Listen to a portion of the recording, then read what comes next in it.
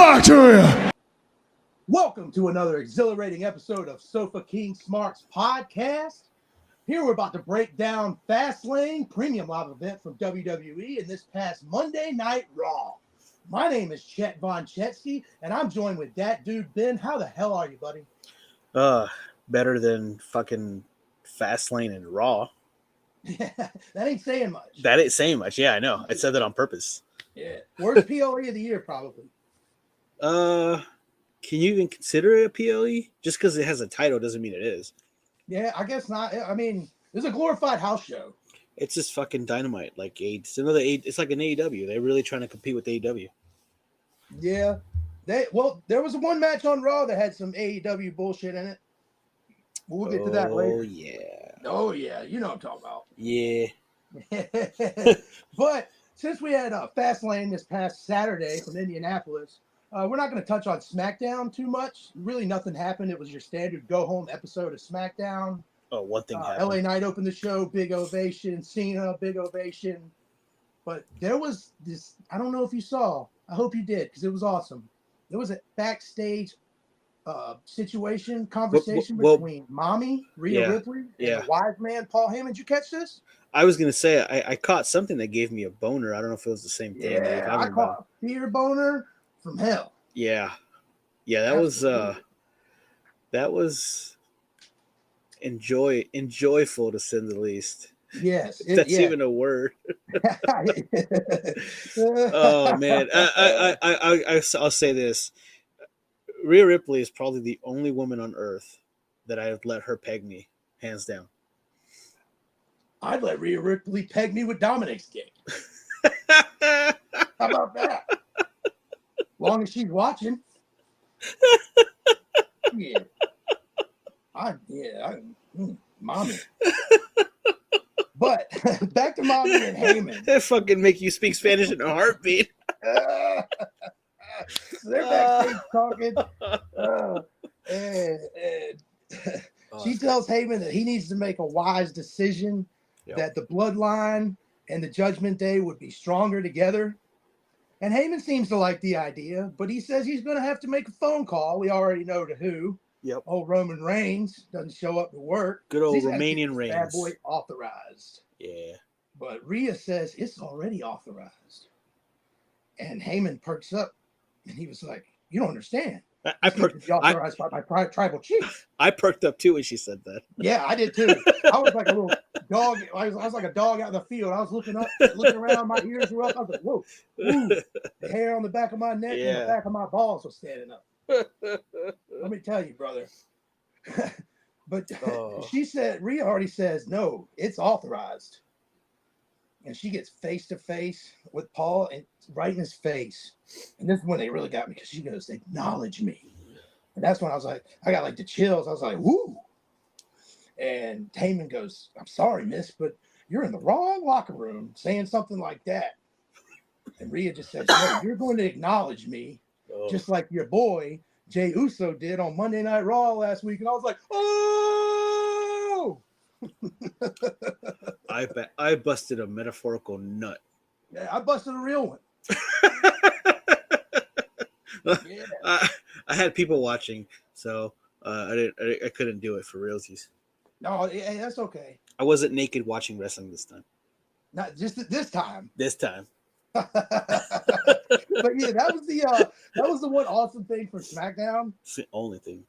Yeah, pretty much the only thing. It's your standard go-home episode. Progressed nothing, gave you nothing, teased nothing.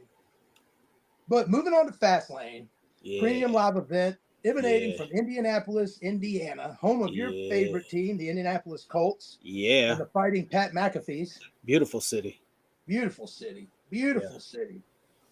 But first match of the night, we have the undisputed WWE Tag Team Championship match between Cody Rhodes and main event Jey Uso versus Finn Balor and Senior Money in the Bank Damian Priest of the Judgment Day. Yeah. And this is a pretty good match. It went a long time. It was almost 16 minutes into the pay-per-view before the bell started. Oh, I didn't even notice that. Long after that. I didn't even notice that. Oh, yeah. Oh, there was 3 hours on this show. and only an hour and a half of wrestling. Oh, geez. Yes. Let me tell you something. I watched Fastlane with my mom, and one of the things about my mom is my mom doesn't speak a lick of English, so she doesn't understand how that wrestling is scripted or slash fake and things like that. So she thinks it's real. So this pay-per-view, in my opinion, was feeling like an A+ because my mom was marking out. I sent you the videos of her That was awesome. scared and shit like that. And when Shinsuke hit Seth Rollins with the kendo stick, she was like, "Oh no!" It was so awesome. Yeah, so it's like when you watch a comedy movie with another person, you just laugh more because they're laughing. Exactly, you enjoy it more. That's one. Awesome, dude. That's I'm glad one. you got to experience that with Ma Dukes. That's 100% what it is. So and she doesn't understand a fucking thing. Michael Cole saying double win. No. Yeah, she don't understand anything that's coming out. She understands a few things here and there, but like I said, she was marking out the entire time. She fucking hates Damian Priest. I'm like, Mom, like, relax. He's a cool guy in real life. I don't care. She's fucking stupid ass braids and blah blah blah. I was like, relax, lady, Jesus. Yeah. so hey, that's like my dad. He's like, what the hell are these kids wearing these days? Yeah. So I don't know, Dad. He's like, why has everybody got high waters on? And I was like, they're called joggers. I don't like them either. Yeah. So the matches didn't seem long because I was enjoying recording my mom more than anything. That's else. Awesome. Hell yeah. So, well, during the match, JD McNonuts. JD McDonuts, sorry, my bad. He comes out and he tried to use the Money in the Bank briefcase, but he blasted the injured knee of Damian Priest instead. Yeah, it looked brutal. Yeah, it looked like pretty good. I'm surprised that plastic briefcase didn't shatter into 1,000 Legos. Yeah. Like a Lego. There's another part on Raw where I thought it was going to shatter into 1,000 Legos as well. But this allowed Cody Rhodes to deliver the crossroads on the announce table. Yeah. And join Jey Uso in dropping Finn Balor with a 1D Cody Cutter combination, which I dubbed the Cross Chodes when I was watching it, or the Chody Cutter. You choose. That's the Cody Cutter. Jesus Christ, that's great. Yeah, we're calling it that. Cody Cutter's been down since day one-ish, dog. Yeah. In hindsight, it was actually a really cool move. Like the way they executed it. It was actually, and in stunning fashion. I didn't see coming. They won the undisputed WWE Tag Team Championship. No, I did not see that coming. That stunned me. But one thing that made me almost want to come was there was a part where Michael Cole called Rhea Ripley a succubus, and just that word itself, and putting it on Rhea Ripley, it's just, man, fucking A, bust a nut. That man. Yeah. I was like, I'm just like licking my lips. I'm like, oh God, succubus JR too. was licking his lips too. Relax, put some barbecue sauce on Mom's fan. Relax, that's my friend. Yeah. Relax, that's my friend Michael Cole. I know his wife. Yeah, but overall, I thought it was a decent match. It wasn't anything too crazy. I think the ending made it even better because we weren't expecting it. That's 2 weeks in a row where the judge, no, not 2 weeks in a row, but 2 championships in a row where they kind of go back and forth with Judgment Day winning it and they just losing it. Same thing with Dom winning the belt and losing it and then winning it back, which I like that. I like that. I don't like when they take too long with the title reigns. No, yeah, you're right. But where do they go from here? Like, what is this setting up? Because now it means Jay and even though the brand split doesn't matter in quotes, but when it comes to per kayfabe, the tag team titles could be defended on both shows. Therefore, they could be on both shows. Is this a way for them to get Cody on the show? I think especially this Friday with Roman Reigns coming back. Yeah, I have to imagine he's going to confront Jimmy for losing and let him know that Jay won the titles on the same night. So maybe leading to Cody, which everybody thinks he is the future considerations pick for SmackDown. That's how much of a loser he was. They didn't even name him in the trade. Yeah, probably. It's who knows what they're doing with fucking creative right now. There's so many. Even though Vince is gone, or potentially, rumor potentially gone or whatever. There's still so many things that are up in the air what they're going to do. But yeah, I think you're right. I think they use this to have Cody go on SmackDown, and then they either lose him onto a SmackDown tag team, and then he stays in SmackDown. Yeah, but he could have just done that by being the trade. No, Chad. No, don't make logic Can out I just of this. Stop hurting my brain. Don't try to make wrestling illogical. It doesn't work. Common logic plus WWE equals Eugene. Yeah, no shit. Oh God. And in reality, not even as a joke, you try to make wrestling into logic, it doesn't make any fucking sense. No. Yeah. What was I thinking? Yeah, but one thing that I like that they let the wrestlers do in this one is they don't let the male superstars do superplexes off the top rope. It's always the females, and they let them do the superplex in this one on Finn Balor, which I thought was great. Yeah, it is a lot more than women. There's a few guys that do it. No, but I'm talking about LA Knight has his jump up one, but other than that, for the most part, yeah, there's not a lot of them. No, I'm talking about top, they're both on the top rope. I know. Both up there. Yeah, both up there. Oh yeah, they don't do those very often. No, not at all. No. So, yeah, I don't know if you want to rate these or not, but the opening match. Yeah, opening match. Yeah, I mean, if I had to rate it on a grading scale, I'd give it a B or a 4 out of 5. Okay. Yeah, I'm right there with you. It was, I think it would have been like an average match if it wasn't for the ending. Oh, it would have been a D plus if it was your just standard Judgment Day shenanigans and they lose. Yeah, I like the flow of the ending of JD McNonuts, fucking up the knee of Damian Priest. You talking about old Dickless? Yeah, old Dickless. So yeah, I agree with you. It was a good opening to the show. The crowd was hot. The crowd was very hot. Got them motivated. I thought it was good. It stunned me. But now the next match had another stunning part of it. Is the Latino World Order versus Bobby Lashley and the Street Profits, who I'm currently calling the Butt Hurt Business until they give themselves a name. So that's just that. But so during the match, or when they enter, because Cruz del Toro and can't remember the other guy's name, Javier or something. Sure. They got decimated on SmackDown Friday night. So they were without a partner, Santos Escobar and Rey Mysterio. So I like the way WWE did this because they, instead of having the third partner come out at the beginning of the match, they had them fight from underneath against the three butt hurts. Yeah. And so whenever the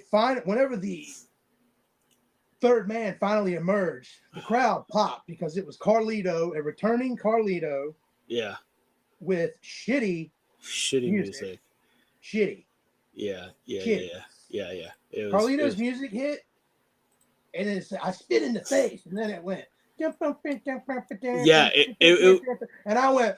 I was like, "What the fuck is this?" It was so fucking stupid. It's kind of like an ice cream truck coming down the road. Yes, it did. Yes. It did. And then here's where you don't make logic of wrestling, Chet. Fucking they're getting their asses kicked, and Carlito just comes out of nowhere and just immediately attacks them. And then if my history of watching wrestling is correct, if someone from the back comes in and interferes with the match because the bell already rung, that's a disqualification.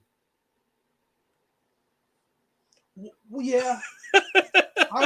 Well, in an instance where you're expected to have it, how does the referee know you're his partner? Exactly. Yeah. It's like, we're gonna let. Not to mention, you knew you were going to be their partner from the beginning of the match. You just stand back there watching the boys get their ass whooped for 8 minutes or however long. It was the shortest match of the night. I think it was 12 minutes long. You know what it was? He used the same airlines that John Cena did when he was late to the SmackDown. You can't see me airlines. You can't see it airlines. That's why he was late. Slightly higher than Spirit Airlines. Everything's higher than Spirit. Yeah. Yeah, that match. That match was just Carlito came back. That was awesome. He had a backstabber. Yeah, for the win. And another match where I didn't think they were going to win no matter who the partner was. Yeah. And his return was awesome. It wasn't as big a pop as it was in Puerto Rico, but that's never going to happen anywhere else. No. One thing that I noticed, he looked a little slow, like getting up to the ring. Like he just didn't have that. I mean, I know he's older. I know that, so he's not going to have that same, agility.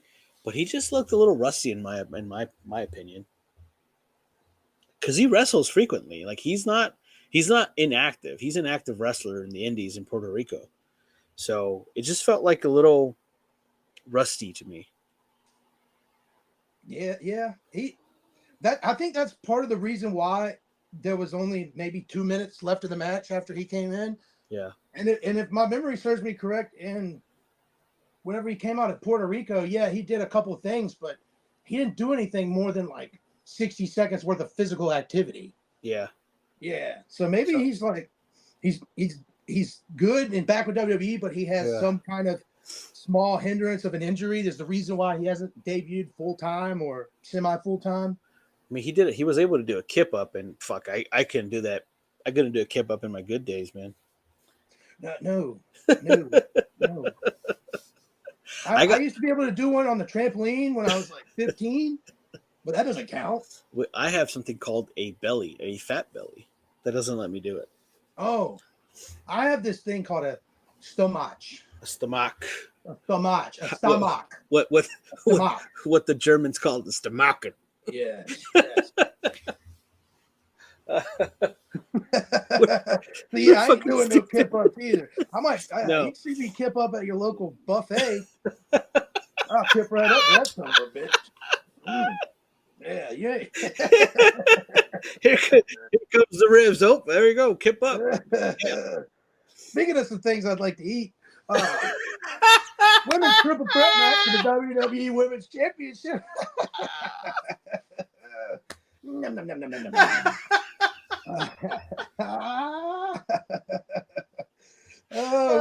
Shit. We have Io Sky defending her WWE Women's Championship against Asuka. If there are any ladies out there listening to us, 32 Faces of Flair. If there are any ladies listening to us, we apologize in advance. No, fuck that. I'm gonna send you the Christian Cage. Oh, just says call me.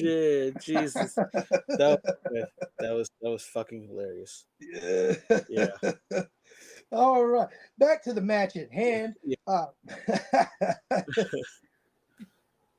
right, so before the match, Io told Bayley that she requested she stay backstage for a title defense against Charlotte and Asuka. Which I was pissed. Yeah, but it didn't matter. Yeah. Anytime someone's told to stay backstage, you might as well say, "Come on out anytime you want." Come on out. Yeah. Well, I wanted to see Bayley's ass. Yeah. Oh my God. That video I sent you earlier today. Yeah. Jesus Christ. Yeah, I know, dude. It was crazy. But what this time, unlike recent times where Bayley's come out and it's screwed Io Sky. Yeah. The interference benefited the champion. Yeah. So while Charlotte had Asuka in the figure 8, Asuka was tapping, but Bayley was providing a distraction with, I'm just going to assume it was her backside to the referee. Well, it was distracting me. Yeah. We were all distracted. I honestly didn't see the tap. For real until I read the results after the match, after like the whole pay-per-view. I was like, wait, I didn't even see that because I was looking at Bayley. I saw it on the replay. I'm like, what the fuck? Like, yeah, I had no idea she was tapping. I was thinking of another tap that I wanted to do. But an awesome move. Io Sky hit the over the moonsault. That was cool. Yeah, it was awesome to the Queen and pinning the Queen to win. Yeah, the one thing that I always think, and it always makes me like squinge a little bit, is is when Charlotte's doing the figure eight, when you land on someone like that, you can tear like your ACL, MCL if you're not careful. So it's always like a little bit like it's a little squirmish because Charlotte has to like start dropping herself down at the right time. Exactly. Yeah. So good on them. But I heard mixed reactions. I saw a lot of people say they loved this match. I thought it was pretty ass. I didn't really care for it. Bland. Yeah, it was very. I wrote down boring ass match. Yeah, and that's it. It was a match that happened. Yeah, with a great ending. Yeah, cool ending. Yeah, the right ending. But yeah, the right ending. Yeah. But the problem is, there's going to be arguments that Flair tapped out Asuka, which that means she's going to be coming out on Friday, saying that she should be champion. One-on-one. Blah blah blah. So she's still going to be in the title picture, and I guess I see Asuka dropping back down to the mid card because she tapped, and even though she didn't get pinned, I don't know where they go from here with this. They're not going to do another triple threat. No. And Asuka's fighting tonight. It's probably already happened at this point. Yeah, Roxanne Perez on NXT. So yeah, they already fought. They're using Asuka to cross brand to build up that new deal for someone to pick up Raw and NXT. Yeah. So I think she's out of the picture for a little while. USA's picking up. Yeah, USA's got SmackDown, so someone's going to need to acquire the rights to Raw and NXT. Probably NBC. And don't forget, and I believe someone even mentioned a few times, don't forget Main Event. Yeah, fuck that. No, it's probably going to be NBC. They have Peacock, so they have the cock on the app. What do you think? What do you want to rate this match? I give it a C or a 3, a low 3. C minus. Yeah. I don't see it. I mean, it's a it was just a women's triple threat. Yeah. I will say Michael Cole did mention Champion's Advantage quite a few times. Yeah. He said it 30 seconds into the tag match on Friday Night SmackDown. I put my hand on my head. I was like, oh my God. Jesus Christ, man. We know the goddamn rules. Excuse me. We know the GD rules, Cole. GD rules. Yeah. Gosh darn it. Yeah, we know the gosh darn rules. Jeez. What do you want to rate the 6-man tag? The 6-man tag? Yeah, I was thinking a D. A D, and that's just for Carlito. Yeah. Yeah. I wish the match was a little bit better, so we could have said a C for Carlito, but it wasn't. Yeah. It wasn't. I did like that the butthurt business was in black and gold. Yeah, it was good. I did like that about that. They look great. They look great. Get a name. Can I get a name? Yeah. Yeah. But yeah, so that was that. Next up, we have the third tag match of the evening. There's 3 out of 5 matches. 3 of them were tags. And it is LA Knight. Yeah. And John Cena versus Solo Sikoa and Jim Uso of the Bloodline. Someone called it the blood thinner line. The blood familiar? The blood thinner line? Oh, the blood thinner line. Yeah. or you can call Paul Heyman the thinning hairline. Yeah, thinning hairline. His hair, all right, on Friday Night SmackDown, it was probably 50% black, 50% gray. Yeah. And then on Fastlane the next day, it was like 10% black. He took a shower. 90% gray. It was awesome. His hair is fading away. And I'm telling you, I guarantee this Friday, when he comes out, it's going to be full black with the Tribal Chief. Yeah. Yeah. Tribal Chief isn't showing up with him looking like a disheveled piece of crap. Yeah. No. Wise man knows better than that. But yeah. I feel like the way they laid this match out was pretty good because 90% of the match was John Cena getting his ass beat. Yeah. And the crowd was just waiting. Yeah. Building for that hot tag to LA Knight. That every time he'd get close, Cena would get cut off. The crowd would boo. The anticipation for LA Knight to hit the ring. It was palpable. You can cut it with a butter. You cut butter with a hot knife. I don't know what I'm saying. You know what the hell I'm trying to say. Yeah, I know what you mean. Yeah. Let me play devil's advocate. And one of the things that made me that this match made me think. Do you think that we're overhyping LA Knight? No, I don't. You don't think so? Me personally, I Yeah. was singing LA Knight's praises months before he was even getting over, when he was still right after he was Max Dupree. Yeah. Yeah, I was a huge LA Knight Smark when he was in NXT and Cameron Grimes was his butler.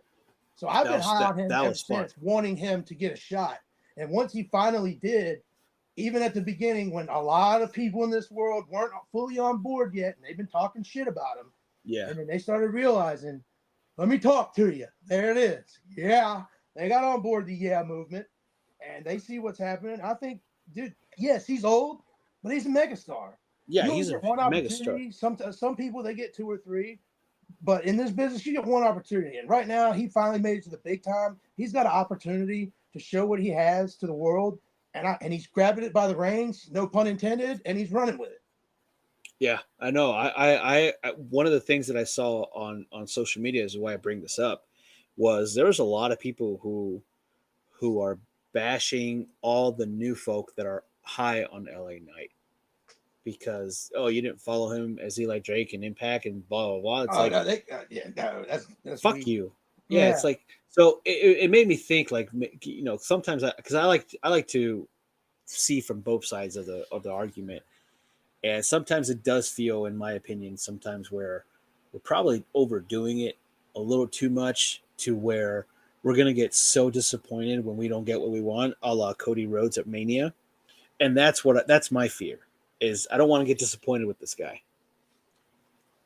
Well, hopefully there's a new chief in charge. No, I'm not talking about the tribal chief. No. I'm talking about Triple H chief. And King of Kings. Yeah, the King of Kings. Yeah, the cerebral assassin. Hopefully, the game. Hopefully, he has a game plan. With LA Knight, and I think they're going to execute it. And I foresee at some point, because right now he's involved with the Bloodline, him and Roman Reigns having an interaction.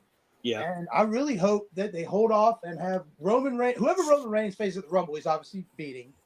Yeah, but at this point, I know if LA Knight faces Roman Reigns, he's going to lose, but I would love for that to be at the Rumble. What are the chances? Let's say they scrap the whole finish your story with Cody. Would you give it a chance to see LA Knight versus Roman at Mania? You know how they did with Kofi Kingston. Nobody. Kofi Kingston wasn't slated to beat Daniel Bryan at WrestleMania, but because he was so hot, they had no choice but to do it. Do you think we see that again? You never know, dude. Look, that situation was Mustafa Ali got hurt. Kofi inserted himself into the Elimination Chamber. Yeah. Got over with the crowd before losing to Daniel Bryan in that match. Yep. The hemp champion. And then it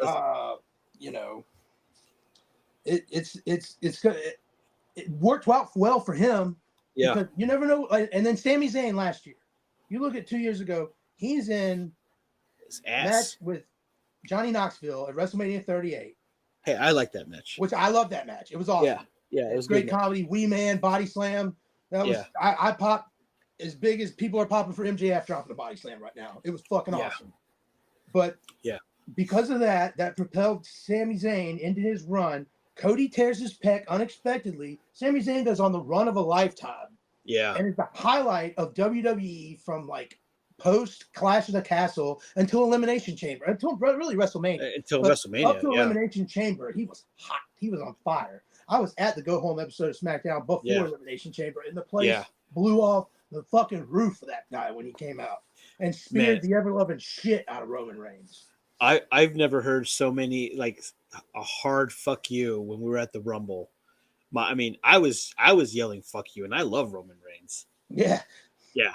When he bashed Sami Zayn when they fucking almost killed him or whatever. But yeah, I'm just thinking, it's just like my hopes as a fan, just I don't want to see the same thing happen with Cody, which I hope WWE learns its lesson. Yeah, Give us I what hope we so want. too. But Give we'll us see what I what want. happens with LA Knight. Like I said, LA Knight gets the hot tag. He comes Yeah. in, he cleans house. It's real quick. He gets his business. He gets his shit in. Blunt force drama to Jim Uso to win the match. And the baby faces stand tall in front of the crowd in Indianapolis. One thing I forgot to touch on earlier. Yeah. Did you see who pulled up in a white Tahoe? It might have been Escalade. Yeah, the newest free agent signing for WWE. She looked amazing.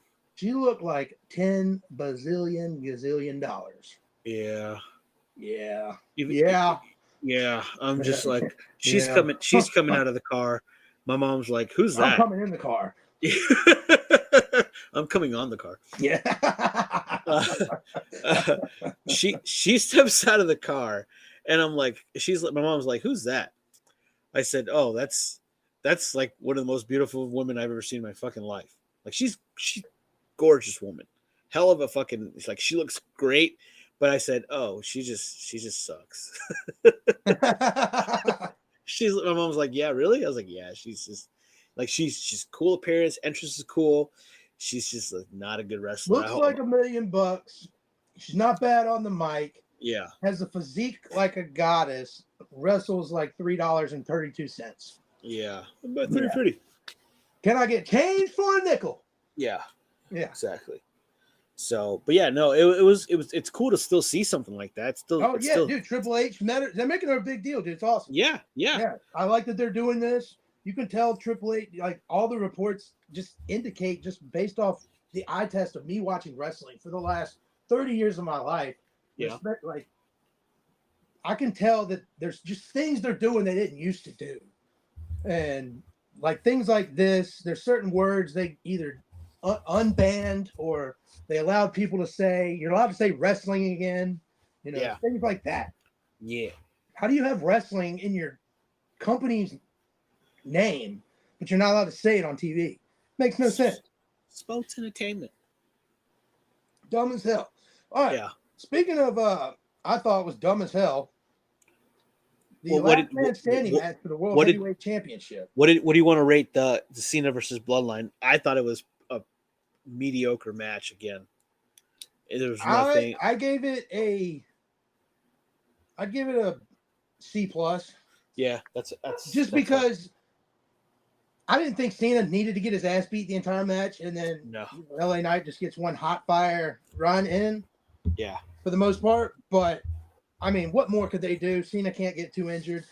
The strike's about either over or he's about to go back to work soon. He stated in the press scrum at any drop of a hat, he's out. He already has things halfway filmed before this.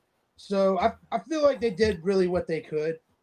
This was a better match to watch than Cena versus Theory at WrestleMania. That match sucked. Yeah, live it was pretty good. I enjoyed it. I bet it was amazing live. But yeah, when we watched it, sucked. I tell everybody, AEW is one of the best wrestling events to go to live. Unless I assume you're at WrestleMania. But you go back home and watch that on TV, you're like, what the fuck? It's fucking garbage. Yeah, this match they built it, pretty strong, and it was kind of flat in my opinion. That's why I agree with the C+, because it was just a tad above average, just because it's LA Knight and the crowd getting hot when LA Knight came in and for Cena. Yeah, and then the crowd can make a shitty match average. Yeah, and they can make an average match awesome. Yep, and they can make a fucking awesome match suck. Yes, that too. So crowd, Lafayette, Louisiana. I'm talking to you. Every time Raw goes to you, I say fuck the second you come on air because y'all suck. Yeah. I'm telling you, the last 3 shows, you just sit on your hands and knees. I don't even know why you show up. You go to New Orleans, crowd is hype as fuck. It don't make no sense. Yeah. Get it together, Lafayette. Yeah. All right, but main event, the last man standing match for the World Heavyweight Championship between Shinsuke Nakamura and Seth freaking Rollins. Yeah. This match went on for a long time. The crowd never considered Shinsuke a threat. I really did. They sang a song a couple times for Rollins, but they never gave this thing, they were pretty much gassed after the Cena match. Yeah. And then this went on for a long time. They fought into the crowd, and Rollins selling this injury. It's just every week this is going to be the thing. Bothered me back so much. Injury. But the match ended up, like I said, spilled to the crowd. There was a couple times where you see Rollins clearly falling on some type of mattress. Like airbag. It didn't give as much as a mattress, but it's No. still, you could see it give whatever they were using. Yeah, when they did the recap on the on social media when Rollins falls down, they don't show the crash cushion as much as they did on the show. They had it pointed right at the crash cushion. Yeah, they made it a point to let you know that was there. Yeah. But so they battle a little more, and then the Visionary delivered a Falcon Arrow through a table onto the floor. And Rollins got to his feet right at 9, and Shinsuke was about to get to his feet, fell to the ground. Yeah. Seth freaking Rollins retains the World Heavyweight Championship with no cash in afterwards, nothing. Show goes off the air. What's next for Rollins is what I was thinking at the moment, but we got a little bit more clarity 2 days later. What do you think about this match, bud? I again, because I was watching with my mom, this match was fucking in my eyes, it was amazing because just the drama that it was able to get out of my mom from it. You know, she's like cursing at Shinsuke. Like when he pulls out the nunchucks, she's like, what? Why does he have a weapon? I'm like, Mom, they're all weapons. Like she just beat the shit out with the kendo stick. Nunchucks were awesome. But she's like, but these are nunchucks. Like these are actually, like, you can kill somebody with this. And I was like, yeah, well, as long as it's not a gun, I guess. But yeah, Shinsuke taking out the nunchucks and looking like fucking Michelangelo from Ninja Turtles was amazing. Yeah, that was awesome. Yeah, it was pretty good. Anytime I see nunchucks, I think of Michelangelo from Ninja Turtles. Yeah. Well, anytime you see nunchucks, it's fucking cool. I think of that, and then I also think of the line from the movie when the pizza guy shows up and he's late, and he's like, "What? No tip?" And he was like, "Forgiveness is divine, but never pay full price for late pizza, dude." Yeah. Yeah, it's good shit. Yeah. But yeah, like I said, I enjoyed the hell out of it because I had company. But if I would have watched it by myself, I would have been like, this is another average match, maybe a B- because it had some pretty good spots. Just that, kind of like you said, like no one gave Shinsuke Nakamura a chance to win, and the way they fought. Well, you know, you could have given it to Shinsuke at this point too, because Shinsuke performed the hell out of that match. He was good. Oh yeah, like they worked their asses off. It was a great match. Yeah. Like overall, but also as a wrestling fan, as long as I've watched, you just know this is one of those in between, no pointless pay-per-views where the non-champion is not going to win. Yeah, it's because Seth isn't a transitional champion. That's why. So you have all these matches where, you know, it's not a legitimate threat to the belt. And I also can't wait for like Seth Rollins to lose. Yeah. Seth Rollins is one of those wrestlers everyone wants to see fight his ass off to get to the title. Yep. And then the second he wins it, they can't wait for him to lose it. Yeah. And it always happens. The only time ever, I wish he was on a Roman Reigns run if he had J&J security from back in the day. Oh, man, that was so much fun. I wish he was still heavyweight champion from 2015. Yeah. He was on an 8-year run. So much fun. Oh, my God, J&J. that was awesome. It was so good. So fun. Because now like so back then, they booked Seth as a coward heel. And it's so hard to go from a coward heel to a fighting champion. It just doesn't sit right with Seth Rollins because of his laugh, because of his character. It doesn't fit him. Every time he's a face, yeah. Every match when he came back from his knee injury, Seth Rollins' knee. Oh no, his knee. Is it gonna hold up? We'll be right back. And then the next week on Raw, Seth Rollins' knee. Oh, we'll be right back. Is he going to be able to finish it? And it's just like, and now they're doing it with the back. You know. Well, I'm offended because I broke my back, and I'm offended. It doesn't represent us backbreakers, so it offends me. You think Roderick Strong's offended? He's the messiah of the backbreaker. Hashtag neck strong. Hashtag back strong. Back strong. Yeah. No. Yeah. The whole back thing was just overplayed again. because, like I said last week, if you really had a broken back or a nagging injury like that, you're not gonna fucking fight something like that. I don't care who the fuck you are. So maybe stay away from broken back angles because it's not believable. I mean, I'll take busted ribs over fucking broken back. It's more believable. Yeah. Oh, I agree. Yeah, because even my mom was like, "What's wrong with his back?" I was like, "Well, supposedly he's broken." And she looks at me. She's like, "You couldn't fucking move." You know what? Every time yeah. Michael Cole mentions Seth Rollins' back, yeah, my little buddy Christian Cage has something to say to him. Go fuck yourself. Fuck you, Michael Cole. yeah. I didn't know if you knew. Me and Christian Cage, we're tight. We're boys. Yeah. Oh yeah. Yeah. I still have a father. Very that's nice. why. You're a I'm fucking good. dick. When Todd Dukes goes down, I'm just checking my shoulder. I'm checking my tape Oh on yeah.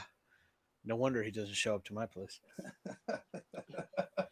But yeah, this match was, like I said, I may maybe give it a B-, just because it was No, they worked their asses off. They worked their ass off. It's just I already knew the ending going into it, so it was just hard to invest. Yeah, I wish I could have watched it in your mother's eyes.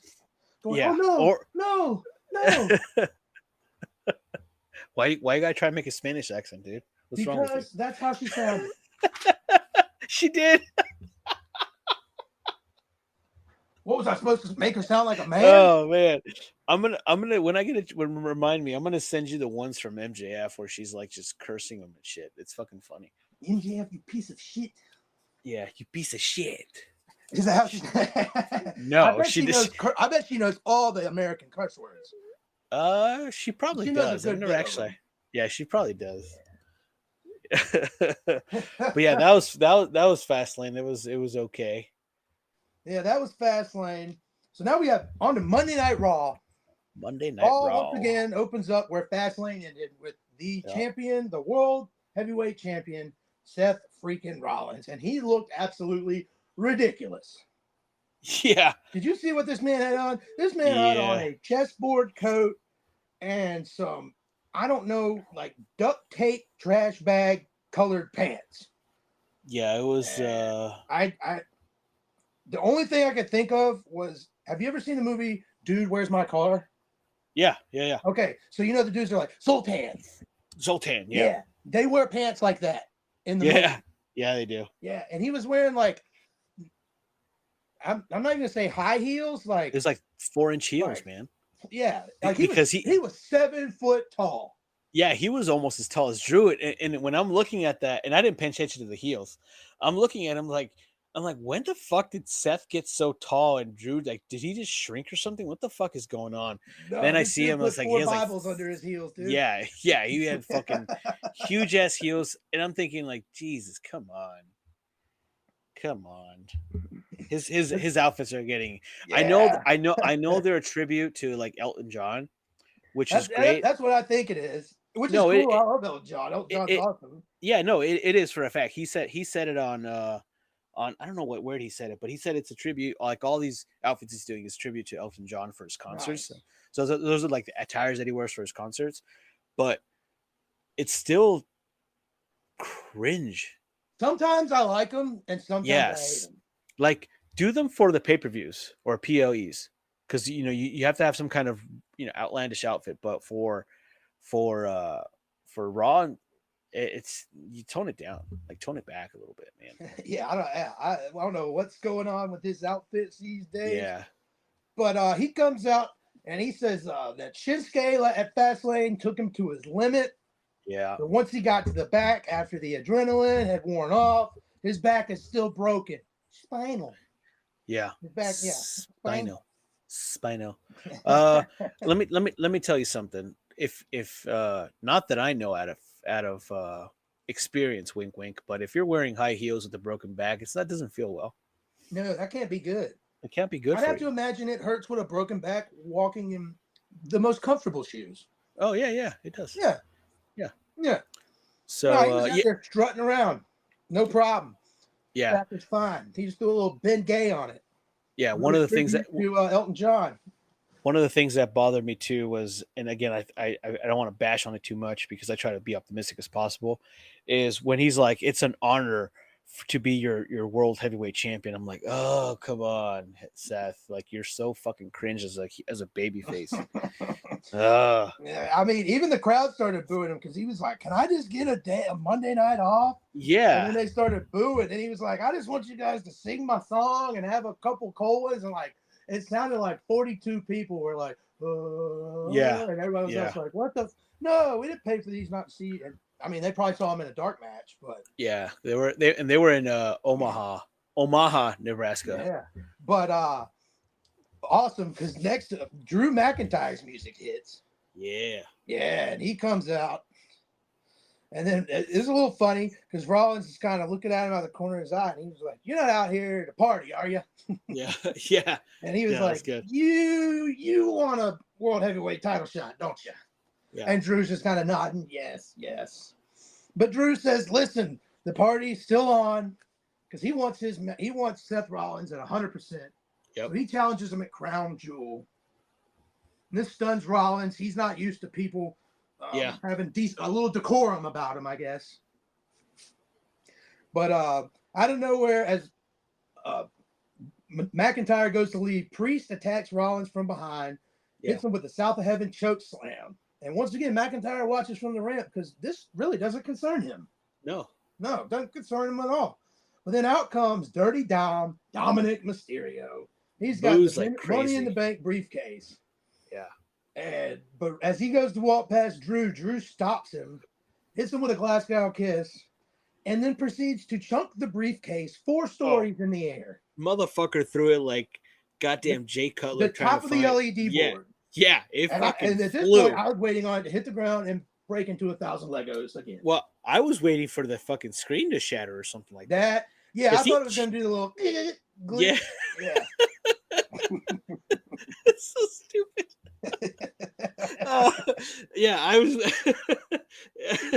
I was waiting for that to happen too because I also was waiting on because I have a Money in the Bank briefcase and it is a plastic.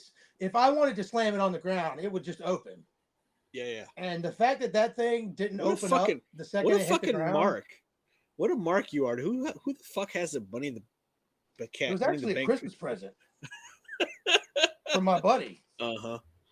You think I'm kidding? Yeah. I woke up on Christmas in 2018, and my buddy's like, "Hey man, I got you a Christmas present," and I got him something too. But it was like I don't know, I spent like $40 on it, and I opened it up, and it was Money in the Bank briefcase. I was like, "Dude, that's fucking awesome! Hell yeah!" And I was like, "Let's play some video games." Yeah. And then he goes, "You didn't open it," and I was like, "What?" There's a contract in there. I open it, and there's an Attitude Era title belt. Oh shit, that's cool. Full replica. Oh I'll send you a picture of it. Yeah, please do. Yeah. I got the big eagle. The wing eagle? The one The Rock and Stone Cold had. Yeah. Oh yeah, that changes things. That's cool. Yeah. So it really was a Christmas present, dude. Nice. Shout out to Dez. You're the man. Yeah. Good job, Dez. Yeah. Dirty Dez. He bought that for me. DD. Yeah, Dirty D. Yeah. So before you start calling me a fucking Mark, why don't you get your facts straight, Jack? No. You're still a fucking Mark. Yeah, I'm still a fucking Mark. So my facts are. You want to know how much of a Mark I am? If you open up my Money in the Bank briefcase, there's an empty bottle of Le Champion. Oh, jeez. Fucking champagne in it. I would have said you probably would have. What you should do is print out a fucking fake contract from WWE and put it in there. No, it came with a contract in it. I lost it. Oh, no shit. Yeah. Find one. Yeah. Awesome. I don't know how I lost it. I never cashed it in. I guess somebody else cashed it in. Yeah. Yeah. That sucks. Speaking of sucks. I was as successful as Damian Sandow. So. But speaking of sucks, this next segment fucking was garbage. What do you think? The next match. The next segment? It was Kofi versus. Yes. I immediately wrote, "No wooden ship. Fuck you. This is bullshit." Yeah, I just wrote why. Because the last match, I saw the wooden bullshit. They had the bullshit. I saw the wooden bullshit they had set up. Yeah. And I was like, what the fuck is this? And then that match was a banger. Yeah, it was actually pretty good. Pretty entertaining. Really good match. Ending sucked, but good match. Yeah. And this match, I was like, no shit, this is bullshit. Yeah. But so Kofi hit a like top rope snap mare with Ivar's beard through a table. That looked pretty devastating. That looked like it hurt. Yeah, that looked like it hurt big time. Yeah, that's what I wrote down. Jumps out of her well like the fucking scary lady in the movie The Ring. Fucking Booyaka jumping out. Yeah, I don't know what she's doing, this creepy crawly thing, right? And then explain to me why Xavier Woods comes running out. What the fuck is he gonna do? To a lady. He was going to confront Valhalla, and she just gets in his face and like waves hands at him. Yeah, it was and then and she starts running at him, and he just ducks, and she just falls over the barrier like a Three Stooges skit. Yeah, and he laughs like he's so fucking clever. Yeah, he laughed like I'm a genius. Now, is this still assault on a lady if she was trying to hurt you, but you ended up moving and she hurt herself? Is it assault? No. Crazy lady starts chasing you with a knife, and you duck, and she runs into a bus.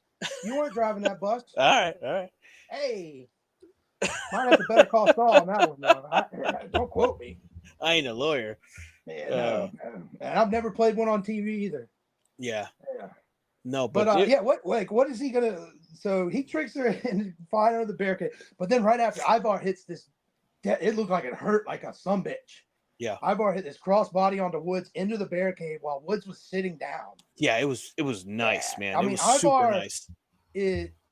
Bare minimum has to be 350 pounds, and 250 of it is in the center of his body that hit Woods. Yeah, for reals. If that didn't knock the wind out of him, I don't know. So Ivar rolls back into the ring. Kofi goes for Trouble Paradise, but it gets reversed into a power slam through the table. Yep. Ivar to the top, another moonsault for the win. So I'm not sure how long Eric's going to be out, but they're pushing Ivar as a single. Yeah, I'm down for it because he's out there brutalizing people and then hitting a big man moons. I'm here for any big man dominating. Yeah, the hosses are good. When I mean big man, you have to be over 5'7". Talking to you, Reed or Bronson Reed. No. It's not a big man. You're a wide man. It's not Bronson Reed anymore. It's big Bronson Reed. Big Bronson Reed? Yeah. You didn't catch that? I tried. I really paid. Anytime I see Bronson Reed. Yeah. No, they changed his name to Big Bronson Reed. I was watching the Orioles game at that point. Oh, I'm sorry to hear that. Yeah. Oh, I'm not an Orioles fan. I'm sorry. Sorry, Orioles fans. I'm sorry you had to put Baltimore folks. Yeah. Hey, Nate. Hi, Nate. How you doing? Hey. All right. So next up, backstage, Damian Priest is double goozling. You know what goozle is? No. That's where you grab him by the throat, like with one hand. Uh-huh. Yes, but he's giving him the double goozle because he's got both of them. Oh, yeah. He's holding them up against the wall. I've seen porns that start like that. Yeah, he's holding JD McNonuts up there because he's still pissed about Fastlane. Priest is. So he lets him down. Rhea tells JD McNonuts that he needs to go out there and prove himself against Drew McIntyre and handle him tonight. Mm-hmm. So Priest doesn't have to. And then as he walks off, this made me pause and hit rewind and watch it back 3 times. Because Priest gets in JD's face and he goes, a part of me really wants me to finish you off after he breaks you in half. And I was like, what? I rewind. And I was like, what's he going to finish off? Which part is he finishing off? And is this going to be on the interwebs later? It's a premium live event. No, this wasn't this was Monday night. The real emphasis on Raw. Yeah, that's what I'm saying. It's going to be a PLE on. Oh, that's going to be a PLE on Cornhub. Fully loaded. Fully loaded. Let me touch on this. Let me talk to you. Let me talk to you real quick. I wrote down on my notes, Rhea hair buns. Mm. And then I don't know about you, man, but I get teased a lot with my friends because I'm an emoji guy. I like putting emojis in my text. And I actually drew a face emoji with hearts around it. And I'm not kidding you. I'll send you a picture right now. That's what I did because she looked fucking adorable. She's so hot. Yeah. Everything about that woman screams, do whatever you want to be. Yes. And then some. Yes. Absolutely. Yeah. It was thank you. May I have another? Yeah, thank you, miss. I'll get my act straight, but let me get you another don't call for her good miss. measure. You call her ma'am. You got no, you call her mommy. Yeah, mommy. But no, I like where they're going with Judgment Day on this because it's like it goes back to like what we talked about with Fastlane. We don't know where they're going, so it's leaving us to speculate a lot on Judgment Day. You know, are they going to get better? Are they going to break up? Like what's going on, especially with the SmackDown segment. So I'm enjoying. All over. Huh? Yeah, I just sent you the text. That was like a middle school crush. I wasn't kidding, man. Next time you're at Raw, you're gonna hand her a piece of paper and just circle yes or no. She's gonna spit in your mouth, and that's gonna be the best result that happens. She spit in my mouth and I come. Oh my god! Yeah, dude, I wasn't kidding when I fucking said that. No, that's awesome. Yeah, but yeah, no, I like where they're going with Judgment Day because we don't know. So yeah, this is cool. And the fact that Priest still wants to finish off JD McNuts.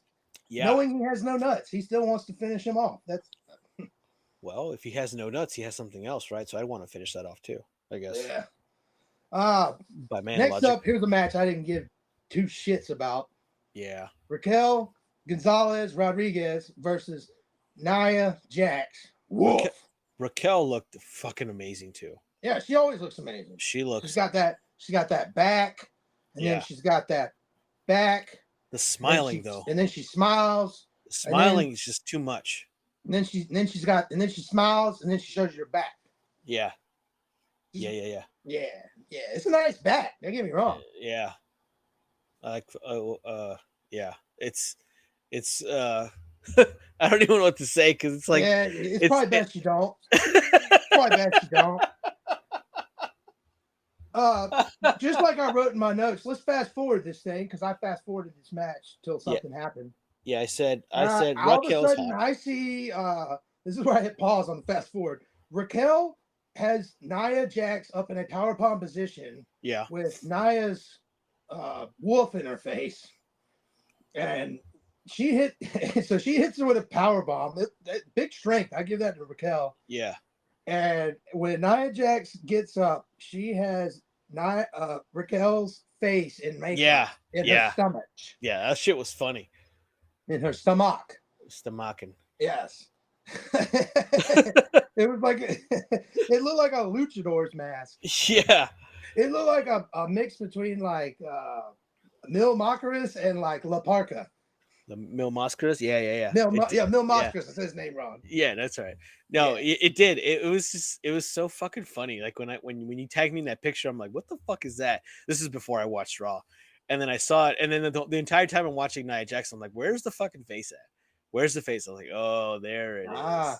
There it is. And it was funny because like her face was like all like you could tell Raquel was squinting and making faces because the way the shape of the eyes were. Yeah, you could tell she was in there holding her big ass up. Yeah. Like she was struggling. Yeah. Only woman to ever pull a hernia.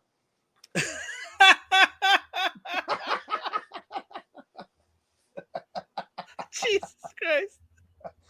Oh, man. A hernia. There you go. Yeah, but this match was I mean at least it's leading somewhere with what happens next. Yeah, because Mommy comes out and attacks Nia, and then Raquel hits a couple devastating clotheslines on Mommy. Yeah. And then Shayna Baszler come out, and then she hit a German suplex to Mommy, and then she hit a pretty solid looking knee to the face. That German suplex was amazing too. Yeah. She did a good job. Yeah. Too bad Shayna's only good for like 2 moves and that's it. Yeah, 2 moves and a choke out. 2 moves and a choke out. Yeah. That was her UFC career also. Yeah. Well, no lies to tell. This match only lasted seven minutes. Oh And it wow! was seven. And it was It seven. lasted however how long it took me to fast forward to the end. Yeah, it was 7 minutes too long. Yeah, it was. It didn't take long to fast forward to the. Yeah. And then once she was up in that power bomb, I was like, "Oh, I gotta stop here." Yeah. That looks like something going on there. Sure did. Yes, it was. But next up, out come your brand new, undisputed WWE Tag Team Champions. Main event: Jey Uso and Cody Rhodes, and they couldn't look any less like partners. Why is Cody wearing a suit coming like still? I understand why he wears a suit sometimes, but when you're coming out with Jey Uso as your new tag team partner, it just looks dumb. I don't get it. Not to mention his suit looked like a 1970s couch. Yeah, it reminded me of Eric Foreman from the 70s show. Doo-doo Brown. Yeah. Yeah. Yeah, it was pretty bad. Yeah. So, but Michael Cole, I will say, once he's doing these interviews in the ring, and he's like actually asking real questions now. Yeah. Or at least, So he asked if winning the tag titles. If he asked Cody if winning the tag titles will affect you finishing the story, and he goes, "Are you content?" And so then he goes, "Maybe you don't want another shot at the undisputed WWE Championship because you've already failed at WrestleMania." And he said, "At no fault of your own, no fault of yours." And I'm going, his partner was at fault. Yeah. And Cody's demeanor changed immediately, which was, I thought it was good. Yeah. I was just going, the motherfucker standing to his right. Yeah. Screwed him. Solo hit him with the spike before the spear, but they were already out there doing some bullshit. Yeah. And then the guys that are coming to help you are the ones that you're going to fight now. Yeah. Because... Yeah. Not to mention the guys that saved you during that match. Yeah. You're fighting in the main event. Now we gotta go. We gotta remember no sense of making sense of wrestling logic. Yeah, I can't be kayfabing myself, dude. You fucking Mark. Yeah, I'm a fucking Mark. I am. I'm a Mark. My parents should have named me Mark Markinson. Fuck. But next up, Sammy and KO come out, and WWE had a AEW moment by fucking up the audio or sound by playing Sammy's old pandemic theme when he was a heel, when he was coming out looking like Fidel Castro every week. And he even joked when he got to the ring, when he grabbed the mic, he goes, "Wow, I haven't heard that song in a while." Really? I didn't catch that. Oh yeah, they played his old theme when he was during the pandemic. Yeah. The theme he had in between the going back. Yeah, the fucking horrible. Yeah, it sucks. It's one of those. It starts off with the same beginning, and it's just generic rock theme. Yeah. Insert new generic rock theme. From the free website. WWE is a robot. They have a robot vagina. Let's see here. Where am I in the notes? Oh, okay. All right. But so Kevin Owens looks at Cody and Jey Uso and says that he would challenge them to a tag team match, but Jey wouldn't accept because he couldn't stand to lose to them twice. Yeah. And Cody just immediately accepts. So now we have our main event of Monday Night Raw. What do you think about this segment here? I love Kevin Owens because Sammy's like, "Oh, I have mixed emotions, and I don't know if I want to face you, but again, I want the belts." And then Kevin Owens is like, "No, fuck that." I goes, "I want to fight you. Those are my belts." That. Yeah, I fucking love that. I love that Kevin Owens keeps it real. He's not that your typical baby face being all positive and optimistic. No, he's like, I'm here to do two things. Fucking fight. My wife's at home. Yeah, he gets down to brass tacks. He's business. And I love that. I love that about Owens. But yeah, the beginning of the segment was kind of cringe with Jey and Cody. They're playing off too much of the conference that they had at the end of Fastlane, where it looked like they were just fucking trashed. Oh, they were. Yeah, and absolutely. They were playing it off too much, and I'm like, I don't care what you guys did at the fucking conference. Like, it's a different day. Yeah. Get on with it. I know this segment's going to be boring. Yeah, I mean, it did what it did, set up the main event. But like I said, it was also like Michael Cole asking all those questions while everyone involved in this segment in some form or fashion had something to do with Cody losing at WrestleMania. So that was pretty interesting. Yep. Next up, we have a triple threat to determine the number one contender for Gunther's World Heavyweight Intercontinental Championship. The segment was freaking hilarious, I think. Yeah. So at the beginning, did you notice when Ricochet made? Are you talking about before? Ricochet made his entrance? No. I'm talking about before the triple threat. There was a segment where Otis was chopping Gable. Oh yeah. That shit was funny, dude, because he was hitting him for realsies. Like, he was chopping him for reals. Gable's chest was red as fuck. Yeah, he was hitting him pretty good. Yeah. I forgot about that. I don't even know why I didn't write anything down about that. It's all right. I think sometimes I'll start watching and it's so good or I'm entertained. Yeah. That the next thing happens and I forget I even watched it because I enjoyed it. Yeah, no, it happens to me all the time too. I'm also new to taking notes during wrestling. So sometimes once they suck me in, I'm like, oh shit, let me rewind that. I'll be like 9 minutes ahead. I'm like, I got to go back. I don't even remember what the hell happened before this. Yeah, it's a lot harder than you think, folks. Yeah, but I love it. It's awesome. Yeah, me too. But as Ricochet comes out for the triple threat match, it's Ricochet versus Chad Gable of the Alpha Academy. And I guess you call him Big Bronson Reed. I'm going to call him Wide Bronson Reed. Yeah. Because he's 7 foot wide and you can't teach fat. But so Ricochet comes out and as he makes his entrance, he gets attacked by Nakamura. Did you notice what he did to Nakamura? Yeah. So there was a segment. GTS. Oh no! So before that though, there was a segment where what's the bald guy, the bald black guy, Byron Saxton was interviewing Shinsuke, and Ricochet just comes out and just beats the shit out of Nakamura. Oh yeah, that did happen. Yeah, so that's why Nakamura attacked Ricochet and fucking GTS. I saw Byron Saxton and I saw that that he had grown some peach fuzz on his face. I think I just hit fast forward. Dude, I got YouTube TV now. Yeah. It's so easy to fast forward. It's like 4 clicks and you're past the commercial break. You don't have to like hit the button and stare at the screen like cable. Yeah. It's so awesome. Yeah, that is a little context to why Shinsuke attacked Ricochet did the entrance. I just figured it was from like the past like 2 months of all their bullshit. That's been it technically was, but Ricochet started it. Ah, okay. But yeah, he came out and gave him a GTS, another CM Punk reference. Well, it was according to Cole, it was the knee to the face. Yeah. Yeah, that's what Cole said.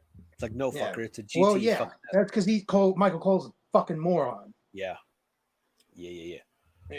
But I saw it as another CM Punk reference. They've been making a lot of them, a lot of best in the worlds. Earlier in the show, when Judgment Day was in the back, anytime I notice when I'm thinking about the CM Punk thing, if I see an X, I think of CM Punk. Me too. So I assume that that's what they're alluding to. And Judgment Day had an X and like bullets on the wall. Yeah. Like not bullets, but like a bullet holder that goes like around your body, like Chewbacca would wear or something. A bandolero. Is that what the name of it is? Maybe, I don't know. Oh, okay. I just kill people with my hands. I just figured since I'm speaking Spanish, it sounds pretty cool. Oh, okay. Tight.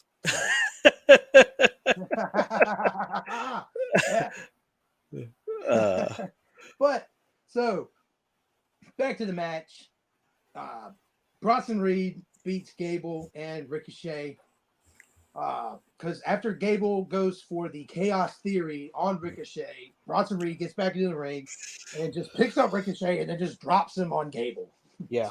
And then hits a big splash, hits a running senton or big splash on them. And then Rick hits the tsunami. Yeah, Wade Barrett, you're hyping up nobody for the win. I don't care. Next Monday, he'll be facing Gunther for the Intercontinental Championship. We already know who's going to win. It's just like the Seth Rollins match from Fastlane. I would have loved Gable to win. I would have loved Ricochet to win. But no, they chose the one guy I don't give a shit about. He's first of all, when he came up to Gable in that backstage segment when Otis was whipping him, he was the same height as Gable, and they don't list Gable at 6 foot tall. No, sir. No. That dude is 5'7" and a half, 545 and a half. Yeah. Yeah. I will say this. Even though Reed came out to 0 cheers, I'm going to give him credit because this is the best match I've seen Bronson Reed in. And that's not saying a lot, but it was still the best he's ever done, in my opinion. Yeah. All right. I mean, I give him a little bit. He's fucking garbage because, again, no crowd reaction. Even when he won, like no one gave a fuck. But still, he did pretty good. But one thing I want to point out is, did you even notice Maxine Dupree in this? I noticed her in the. I think the reason I don't remember the Otis thing or didn't write anything down is because I was staring at Maxine the whole time. She's gorgeous. Oh yes, absolutely. She's a hottie. Oh yeah, for sure. Yeah, she was looking like $1 million. Now her top had "shush" written across both breastises. Her breasticles? Her breasticles. And I said, and I wrote down in my notes, I want to put my face between those shoes. You motorboating son of a bitch. Motorboating son of a bitch. Yeah, you goddamn right. Yeah. So I like to go tit for tat with her. Tit for tat. Tit for titty for tatty. Yeah, teat for tat. Yeah, teat for tat. But yeah, this match was 11 minutes long. I thought it was longer than that because it's still commercials do that. Yeah.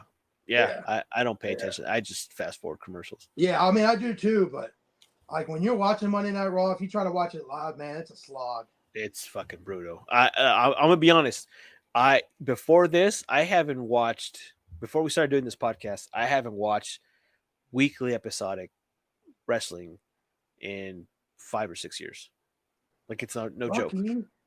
I got all my resources from other pods, watching social media, and then watching this shit live is fucking. It's brutal, man. So you're welcome, guys. We're doing this for you.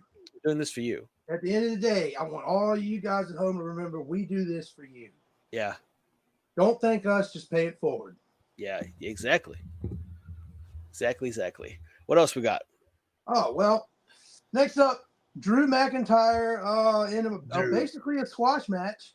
Beat the brakes off JD McNodick. He hits him with a Claymore.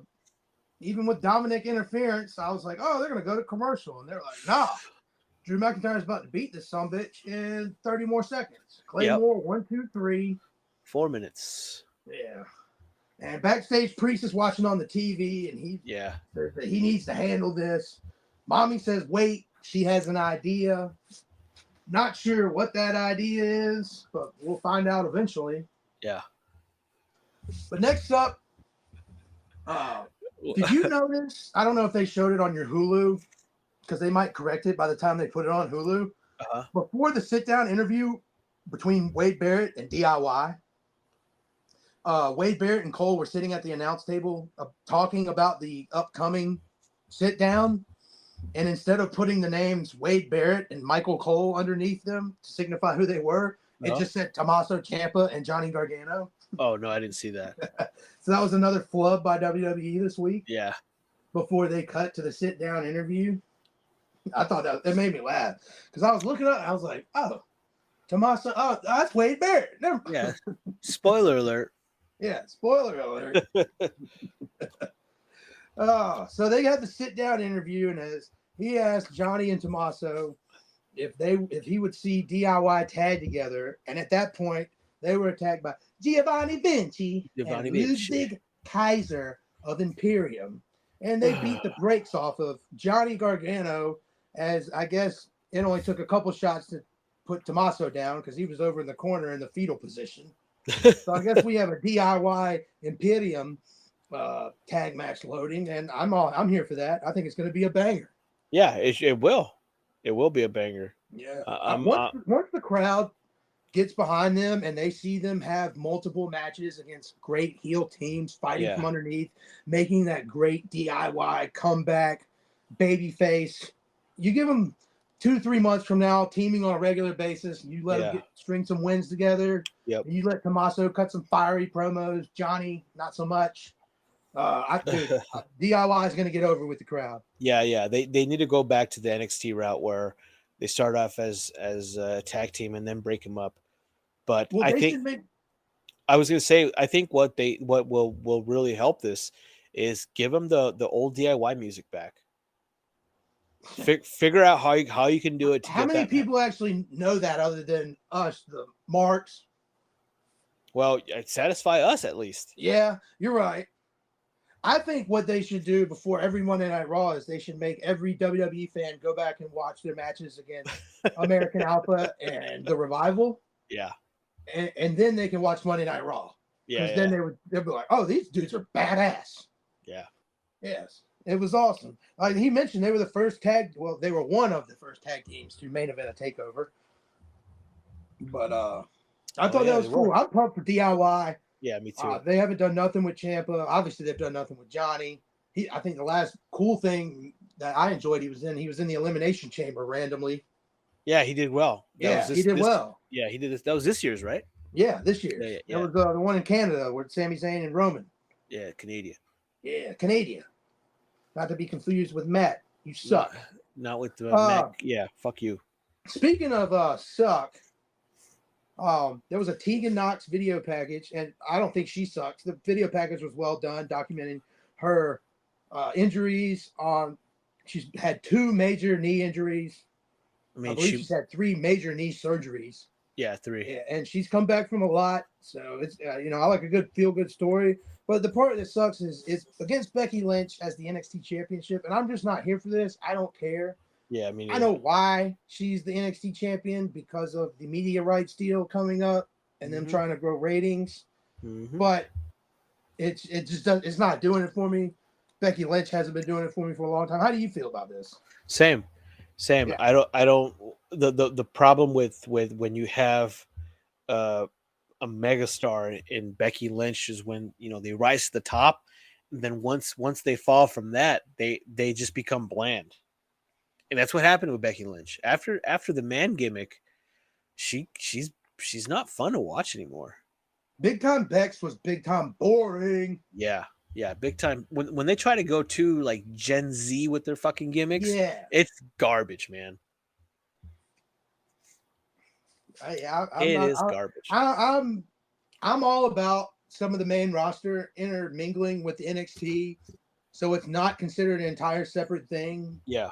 But when they're clearly making it an obvious focal point as opposed to like something here and there, like if you get like that Dragon Lee Dominic Mysterio North American title match we had a couple weeks ago, that was awesome. Yeah. That came out of nowhere. I thought that was cool. It was one guy who, if not for his father, would probably still be in NXT. Yeah. And another guy that has a great wrestling lineage and family lineage who was phenomenal for AAA in Mexico, in Dragon Lee. And he also, had as an NXT talent being on Raw, that was a great match. But this stuff like with established, like Becky Lynch being a champion, like when Dolph Ziggler won the NXT title, I thought that was cool. They weren't doing shit with Ziggler. That's awesome. Yeah. Like, it gave Braun Breaker something to do at the time. And it was something for Dolph to do. But for Becky Lynch, this isn't what they need to be doing with her. No, she needs to be in a premium program with somebody. Well, the problem is there's no one else right now. Yeah, that is. And then the other problem is too is that maybe people don't realize if you're not a fucking mark is wrestlers are in tiers, right? There's your megastars, your superstars, your jobbers, your whatever what have yous, and Becky Lynch is a megastar and Tegan Knox is a jobber, and you want me to take Tegan Knox legitimate, like take her serious? No, it's impossible. You can't do it. No. I mean, she won like 2 3-minute matches the last 2 weeks. How is anybody supposed to invest in her? Exactly. If you're not going to put the time to invest in her, why should I? Exactly. Yeah. And that just sucks for women's wrestling in general, because they do that to all women's wrestling, but at least give me a little bit more. We'll see what happens with this women's division. Some of it's good, some of it is just hot Well, garbage. we wait till Jade Cargill comes and see what. Yeah, dude, she looks like $1 million. Yeah. Wrestles like I said, $3.42. Probably about $2.67 now. What is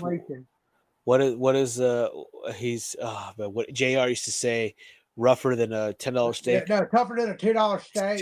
Tougher than a $10 this steak. match is bowling shoe ugly. Yeah. Oh, goddamn it, King. This goddamn Jezebel out here dumping barbecue sauce all over my fucking goddamn. And King is just like, puppies. Puppies. Fucking King. Let's see. Next up, we have a backstage main event. Jey Uso, he's getting ready for his big main event championship tag team championship match, and Drew McIntyre walks up, and he says, "Sooner or later, buddy, you're going to show your true colors." Yeah. Yeah. Which I'm hoping they go this route. I'm hoping just Jay, just like, okay, so let's say, and I'm just playing just because I'm a fucking mark. What if like the Bloodline send Jay out here to destroy Raw? That'd be awesome. Right? Like Jay is just. I mean, you got a 4-year story going on right now. You got to They kind of flubbed up like 2 months ago with like doing like 2 months worth of stuff in like a week and a half. Yeah. But I think they're slowly correcting course. Slowly. Yeah. You can't fix what they did 2 months ago in 1 week. You just can't. No. So they're slowly fixing it, slowly getting that out of your mind. Yeah. But if Jey Uso is just a rat, an informant, a mole, he's just in there to plant seeds, that would be incredible. Yeah, this would be like MCU type of storytelling. Like Roman does this just to get Cody back on SmackDown, to beat the shit out of him again, to have Jay fuck Cody again at WrestleMania, and Roman doesn't lose till 41. And folks, this is why our podcast is called Sofa King Smarks. Yeah, that is work. Yeah, I could tell just by listening how like you're salivating at this fucking story, at this idea. My loins were moist when I said that. I could.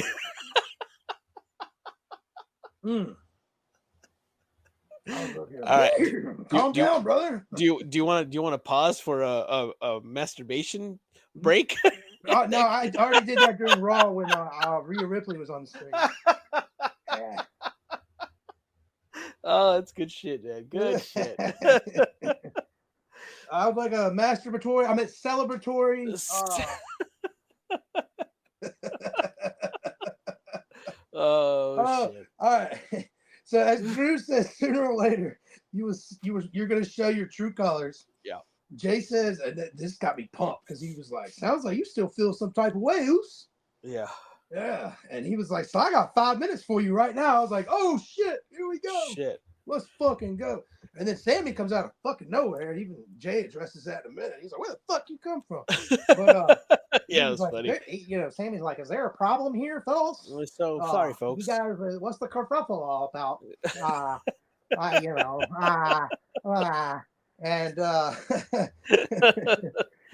So Drew walks away, and Jay says he appreciates his help, but tonight is go time. Yeah. I was like, all right. And Sammy says, "You ain't got to tell me twice." So I was like, let's fucking go. Let's go. But so here's one thing that I feel bad for the folks that were at Raw, because the Becky Lynch match ended at 10:16. And Kevin Owens' music hit at 10:25 after a couple backstage promos. Yeah. The bell did not ring for this match until 10:36. So the fine folks watching Monday Night Raw from the crowd had 20 straight minutes of absolute nothing. Yeah. Yeah, and I've been there for Raw. Like SmackDown, you go to SmackDown, you don't notice it as much. They don't do a lot of stuff like that. But you go to Raw and you'll see somebody come out and they'll stand in the ring for like 9 minutes straight. Yeah, like, it just kind of takes you out of the show, especially if you're It live. does. Yep. Yeah, sometimes they'll try to cut a promo in between, and if they're good enough on the mic, it'll entertain you, and you don't notice that's they're killing time. Yeah. But for the most part, it's just them standing in the corner, and they don't even play their theme music the whole time. It stops for 2 minutes, and then just comes back on randomly as you're sitting there in silence. They should have this is the bathroom break time, or go get your last call of snacks. They had that when Nia Jax's music hit. Yeah. Yeah. That's the official bathroom break. Yeah. I gotta drop a deuce right now because I ain't watching this shit. Wow. All right. So during the match, KO gets upper hand, hits running senton, and it looked pretty stiff. He landed straight on top of Jey Uso, like all of his weight. And then he hits a swanton bomb for 2. And then at this point, here's where the all elite bullshit happens. Yeah. There is this stupid back and forth super kick party a la the Young Bucks, the empty-headed, dumb fuck Young Bucks. Young So Cucks. they hit super kick after super kick. No selling. I cannot stand no selling in wrestling. Yeah, me too. I love it every once in a while, like a good Hulk up or like Sting, doing his thing, or momentum shift. A Super Cena at the right time during a match. Yeah. Like this right here, they hit each other with 3 super kicks back and forth. All I wrote was AEW bullshit. Yeah. So finally, Cody gets the hot tag, and Cody hits a Cody cutter for big 2 count. Crowd's into it. Yeah. They've been into it the entire match. Match started off slow, but they started building up towards the end. Sammy ends up reversing a crossroads into a blue thunderbomb move I fucking love. Yeah, fucking great. Blue thunderbomb's awesome, dude. It's fucking great. Aesthetically, it just looks amazing. It looks so fluid. Yeah, it looks so fluid. Just like a deep 6 from Baron Corbin. Well, what's his name? Take a Shitta uses it as well and to honor Sami Zayn. Yeah, and he does a sit down one. And he does a sit down one. It looks like he does 2 more rotations. Yeah, it does. Because that's what I meant to say. Yeah, and it's awesome. But Sammy's got Jay set up for a haluva kick. He's got Cody Rhodes set up for a haluva kick in the corner. Cody ducks, reverses it into a crossroads. KO breaks up the pin, another 2 count. Fans are on the edge of their seat. Yeah, it was good. KO then hits Jay with a stunner. Cody breaks up the pin. This is what I love. Tag team matches, every pin should be broken up. There doesn't need to be kickouts out of big moves. Yeah. There's no reason someone should have to kick out. That does not. It lessens the move, and it takes away from the action. But someone breaking up a pin out of nowhere off camera is way better than someone kicking out of someone's finisher. You're preaching to the choir. Yeah, it just makes the flow of the match better. Yep. But then, Jay goes to throw up Kevin Owens, who's, he's a big man to pick up. He's a big goo. For a Cody Chodes or a Chody cutter, whichever one you want to call it. The Chody cutter's good. Yeah, the Chody cutter. So Cody, when he goes to jump off the ropes for the Chody cutter, he has to overextend and correct to where he basically gives himself a German suplex on the back of his neck. Yep. As he gives him the Cody cutter. I'm glad he was all right because he rolled out, and even Jay looked up, was like, "Shit, are you all right?" Yeah. And then he kind of smiled at him. So they win the match, retain their championships, and unless something else happened in my DVR didn't catch, Raw went off the air. No, that was it. The one thing I wanted to ask is there anyone else in wrestling right now that tells a better story than Sami Zayn and Kevin Owens? No. Like in the ring. No, I'm talking, but I'm saying in the ring. Yeah, they're on another fucking level on how on how they get people hyped for body slams. So, but what they're doing and their chemistry, the way they play to the crowd, their facial. Yeah. And I love how they're just yin and yang. One's super optimistic, the other one's more realistic, negative, and they tag well together because they're best friends for real livesies. But yeah, this match was aside, like if we take away the AEW bullshit, this is like an A+ match. It was fucking great. Oh yeah, you take that away. Yeah, it was fucking great. I even though it happened, I still give it an A. The match an A, especially for Monday Night Raw. Yeah, because and a Raw main event, it was great. One thing at the beginning of the show, I did not see them. I figured there's no way WWE has trained me to believe that there are going to be 2 more rematches between Judgment Day and Jey Uso and Cody Rhodes before anybody else gets a shot at those titles. Triple threat. So the fact that they did not go to that just standard cruise control deviation of a champion loses their titles was awesome to me. You think they do a triple threat at Crown Jewel for the tag belts? I hope they do a 4-way tag team match, and as my brother calls them, purely sexies in the match. Purely sexies. Why is that? Just because there'd be 4 teams, Pretty Deadly's in it too. Oh yeah, they make me laugh. That'd be that. So yes, I would love to see the triple threat. I just added a comedy act to the match, that'd be for cool. my own personal laughs. But I don't think it would not make the match better for anybody else other than maybe me. Well, I think because they're too flamboyant, they wouldn't be allowed to wrestle in Saudi Arabia. Oh yeah, on a part of yeah. Yeah. So, but yeah, I definitely like the chemistry between Cody and Jay, even though it gets a little corny at times, but it's still, you could tell like Jay is just, I was skeptical as why they called him main event Jey Uso, because I wasn't really seeing it, but now that he's doing things by himself, like you could tell like he's good. Well, when they gave him the name, it was just because he was fighting Roman Reigns during COVID main events. Yeah, we didn't get to see the main event Jey Uso, the character development over the years. Yeah, and it's been great. And I think kudos. You have to give kudos to Sammy, because he helped build that their interactions together are always great. They're fucking great, man. And like, anytime I see those two talking to each other on the screen over the past year, or I guess 9 months, since I guess last October, about when Sammy joined the Bloodline. Yeah, like it perks me up to where I'm paying attention because I know it's good. Exactly. They deliver. You have to, in and week out. You have to pay attention to the small little details they do. Otherwise, there's references you're not going to get in the future. No, you miss them on the back end. Yeah, exactly. So no, I actually enjoyed this Raw more than I thought I would.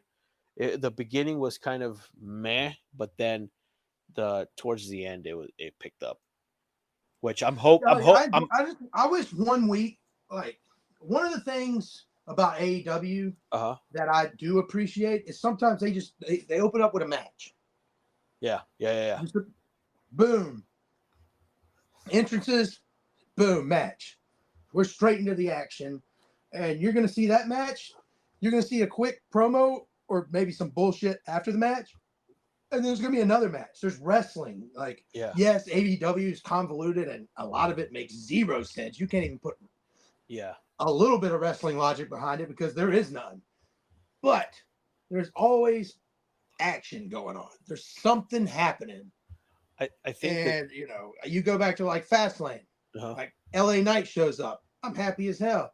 Yeah. But like he comes in drifting in like 2008 350Z with a Slim Jim ad on the side. Yeah, that shit was. I was like, what the hell is funny. this? Yeah, that shit was funny. Last week, Cena came out with his Avis 6-cylinder Mustang. Yeah. Fresh out of budget rental cars. Yeah. One thing, I'm not to compare the two, but like you go to AEW, MJF's rolling up in Porsches and Lamborghinis. Yeah, they're probably PKs, but still. Shit.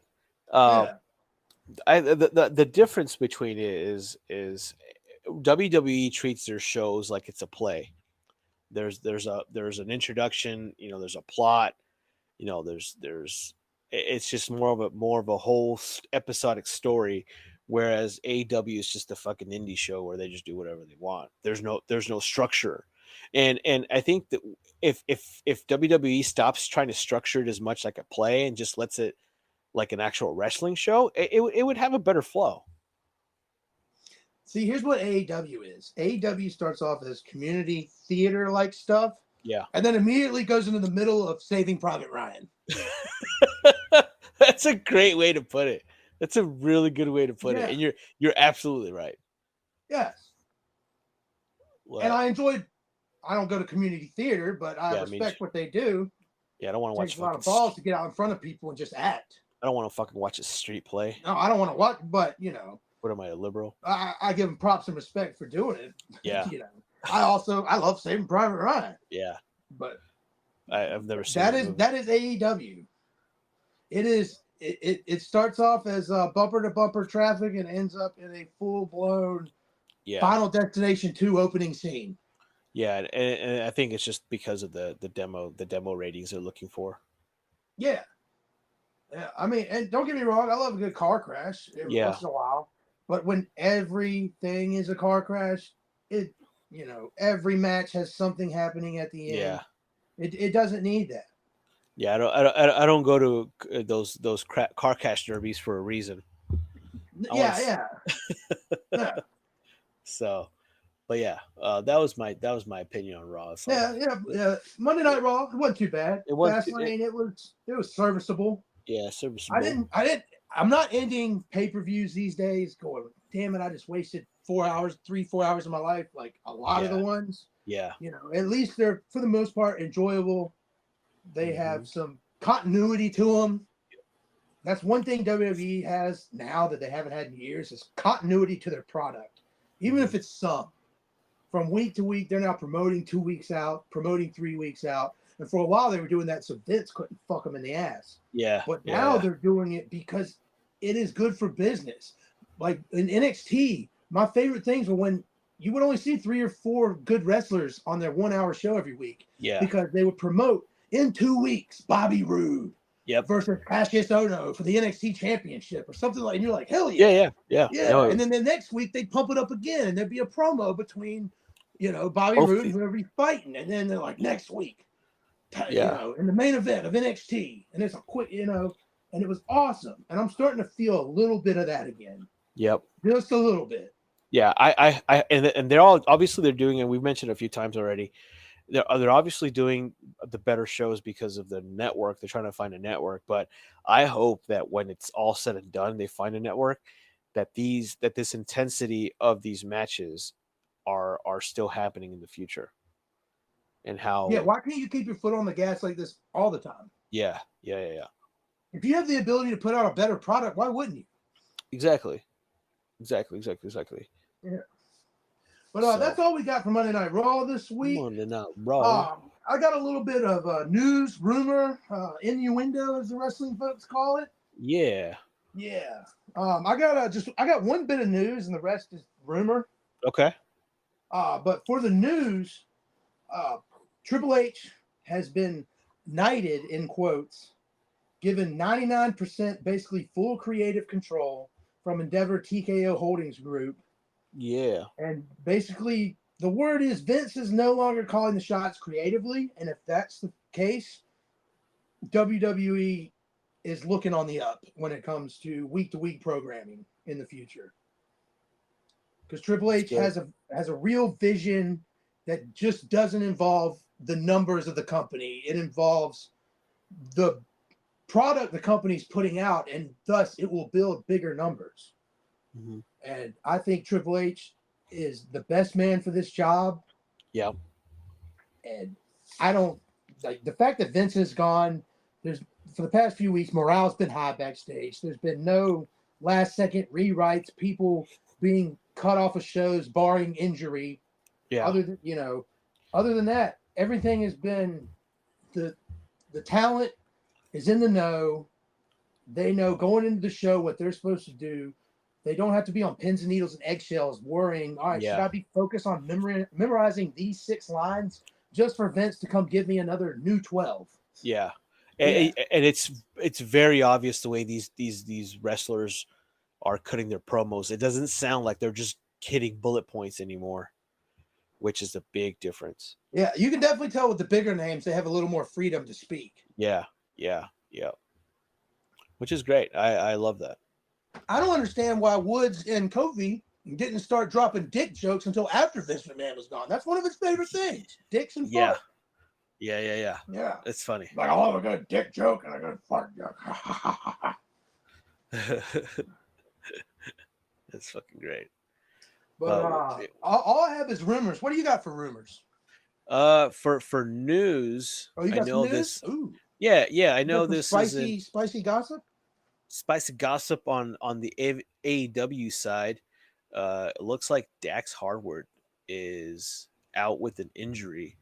That's why they lost their tag team titles to Did it Big Bill specify and the Ricky. injury? No, let's see. Oh, it's a Cash Wheeler. Sorry, wait, hold on. Yeah, Cash Wheeler is the one that got injured. Uh, yeah, so there he's dealing with the real injury, and that's why the Big Bill and Ricky Starks were won the belts. And then another thing too is that I don't know if you saw this, but they also the FTR trademarked something that said CMFTR. Well, they trademarked Which that a while ago.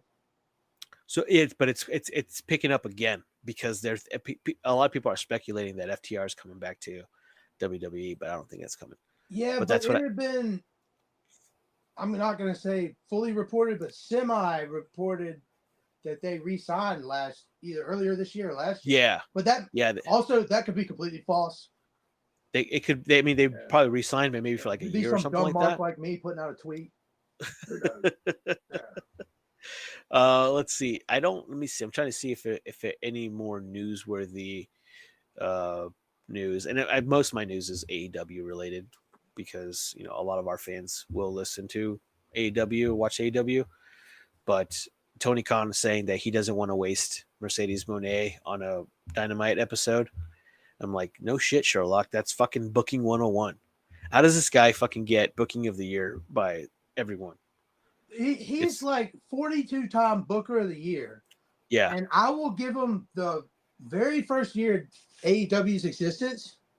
Well, He that was won that Cody. award. They had That was Cody. it was intriguing, new stuff. It was cool. Yeah. And also you mixed in people debuting, switching sides. It just made it cool for that first year. But Ever Cody since, Cody go Cody ahead. booked Cody booked AEW that first year. It wasn't Khan. Khan didn't take over until like 6 months before Cody left. That's why Cody left, because he couldn't book anymore. I didn't know that. Yeah. So yeah, Cody was the real booker. He was behind Gorilla producing most of the matches and things like that. So that's all Cody. Yeah. Tony Khan's booking has been trash. Fucking. There's a couple things he does right every once in a while. Yeah. Like there was like a 3-month period where he booked Miro. There's always like 3 months where he books somebody right and then blows the rest of it. He booked Miro right for 3 months. You know, what he's doing right now with Ricky Starks, I'm enjoying. Like there's certain people he's doing right by. What he's doing with Bryan Danielson, I mean, you can't screw him up, really. It's hard. He's gonna, And I think he listens. He listens mostly more to the veterans than he does anyone else that's not over. So yeah, I want AEW to do good. I love the competitive thing, like especially this past week with them having head-to-head shows on Tony Khan's birthday. Hate to break it to you TK, Tony Khan. Thanks, guys. But you're going to lose this battle on your birthday. Yeah. You are going to lose by no less than 150,000 viewers because you're on the day you don't come on. They're on the day they're supposed to come on. And they have John Cena, Paul Heyman, Becky Lynch. Yeah. Ultimate Warrior, Yokozuna, Undertaker, Big Boss Man. Yeah, you're fucked, Tony. I'm sorry. You can't compete with 5 legends and 5 people who aren't even here anymore. What are you supposed to do? Did you see Tony Khan's tweet when he was promoting AW today, where he fucking put a picture that said "bald asshole"? Yeah. Oh, they've been going back and forth all week. The second NXT said we're going 30 minutes commercial free, Tony Khan said, "Hold my beer. I'm going 30 minutes commercial free. That bald asshole go fuck himself. We got Title Tuesday, and now Minoru Suzuki is going to face Eddie Kingston on the pre-show on Zero Hour on YouTube. Look my dick." Like, yeah. Oh, that's great. That's great. But speaking of AEW, once again dropping a ball on a talent Yeah. Brian Pillman Jr., recent NXT signee, WWE signee. Yeah. Got great lineage. His father, Brian Pillman, awesome, died too soon. But he's rumored to be getting a new name in NXT, and it is Lexus King. Lexus King. Lexus King. And the reason it is that is because his late sister, Alexis Pillman, is for the first name, and his still living sister, Skylar King, is for the last name. Cool. And his original indie name when he first started wrestling was Alex King. Okay, go. So that's what's coming out of NXT. He's had some vignettes previewing his arrival. He's out as a name, allegedly. Maybe they made it official on NXT tonight. I haven't watched yet. I saw a couple clips online. I was just gonna ask you, did you see his picture on NXT today? No, I saw a thumbnail of a promo that he might have been in. Yeah. He looks like the third member of Pretty Deadly. Sign me up. Just more serious. Yeah, sign me the fuck up. The only other rumor I have, and unfortunately, I think it's been debunked, and maybe I hope that gets debunked. Well, yeah, Do you have the same rumor? I believe I do. So, but Let's see what you got. Let's see if we got the same thing. What do you have? The Velveteen Dream thing. Yes. Because I was going to go into something else here that I saw. So, Velveteen Dream was allegedly spotted at the Performance Center these last few days, and that rumor was hot on the West Coast in the morning. So I saw that rumor in the morning, and I'm like, oh, okay, cool. I even texted you like, hey, look, this would be cool if he's back. Hopefully everything was debunked of what he did and blah blah blah. But then after a while, all the same dirt sheets were like, no, this is not true, and that's it. They just put an end to it. There's just a stop to the story. But Velveteen Dream coming back would be awesome. I'm a big Velveteen Dream guy. I know you are too. So that I blew my load in my responses to your yes, you did. Because by all accounts, there's no proof of anything he did wrong. Yeah. It is by all accounts from what I've read, and if there's something I missed, I could be wrong. I was also one of those against him at the beginning when all this stuff come out, but I also wanted to hear proof. Yeah. There's no proof he did any of this. And if that is true, I want him back. He was my favorite wrestler for a long time. I've owned every shirt they ever put on WWE Shop by Velveteen Dream. Yeah, guilty. I still wear them on the reg. It's in my rotation. First of all, it's a clean shirt, smells nice, washed, and it looks great in public. Yeah. And nobody has a damn clue what the hell it is. One of them they think is a Jimi Hendrix shirt because it looks like a voodoo crazy neon thing. Yeah. That was his gimmick. That was his gimmick. His gimmick was great. Yeah. But we live in a society nowadays where it's guilty until proven innocent. And, even that one story that EC3 came and told where he was in the bathroom doing drugs and he was all fucking weird at that party. Like, even that's like, the story is Velveteen Dream left his phone just sitting on the bathroom counter. And then while EC3 and some other talent were doing cocaine, noticed it. Oh, I didn't know that. I believe is the story. Okay. Because when EC3 tried to call him out about, basically he used the bathroom. Yeah. I don't know if this all could be hearsay also, but basically he used the bathroom and then sat his phone on the counter. And who knows if he was filming a selfie or something, even filming his dick while he pissed. Who cares? Yeah. We all do that. Yeah, I film my dick on the rig. Yeah, me too. I'm proud of it, but I do it. I'm proud of it. Yeah. One day it's going to be famous. You watch out. Yeah. But and so once he got called out for that, EC3 or he calls out EC3. It was like, well, you're in the bathroom doing coke, so what the hell do you know? Who knows what's true, what's not? But I do know that from what I've read, he did nothing wrong with this kid who tried to, I don't know what it is, me too him, I guess. Yeah. And EC3 said, EC me 3.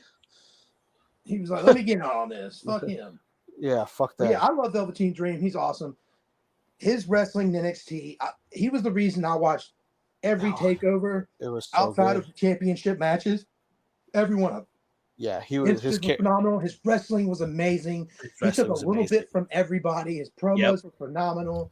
The time he come out looking like Hollywood Hogan and I was just gonna say that Vince on my tights.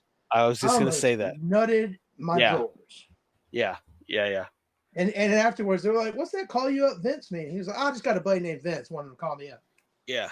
He just plays it off, dude. Yeah. That guy would be a superstar. Yeah. If what happened to well, it's like what happened with Enzo Amore. You know, he was guilty until proven innocent, and they found out that the lady lied about it. And here, because that happened here in Arizona, the Enzo Amore thing, and that girl who accused him of that, like I believe she had to move away because she got so much flack for here in Arizona, because Arizona has a bunch of wrestling marks. So I'm like 90% sure like she got ran out of town because of that. Look, I feel for anybody that situation ever actually happens to. I hope the person gets what they deserve. Yeah. And gets molested by the biggest, blackest gang in prison when they go to prison. I hope that. But it's when like you lie about someone doing that, to defame their name, character, this is not something that is just like that week and it's just going to go away that people are going to forget about. Yeah, you can't brush it off. No, and even people to this day, like they've been acquitted of what they did. There's no proof. There's still that stigma of that initial social media outburst of everyone accusing them to be guilty until proven guilty. Yeah, it's what you're famous for. Court of public opinion is trash these days. Look at and I don't want to stray too much from this podcast, the wrestling podcast, is look at Trevor Bauer. Trevor Bauer, the Dodgers need him right now. Hard. Yeah. And it's all debunked and shit. So poor Velveteen Dream. I mean, I wish, and it goes back to like the dirt sheets are saying one thing and they're saying the next, you know, that it's not. The dirt sheets don't know shit about dick. Yeah, no, I agree there, but also like there are a couple of dirt sheets that they have a proven track record of being right more than wrong. Yep. But they're also still wrong sometimes. Yeah. But what I was going to get to next is that they did the same thing with the CM Punk story last week or 2 weeks ago, whatever, when all these CM Punk cues started helping on Raw. Everyone was saying, you know, CM Punk and WWE are in talks for CM Punk returning in Chicago as Survivor Series.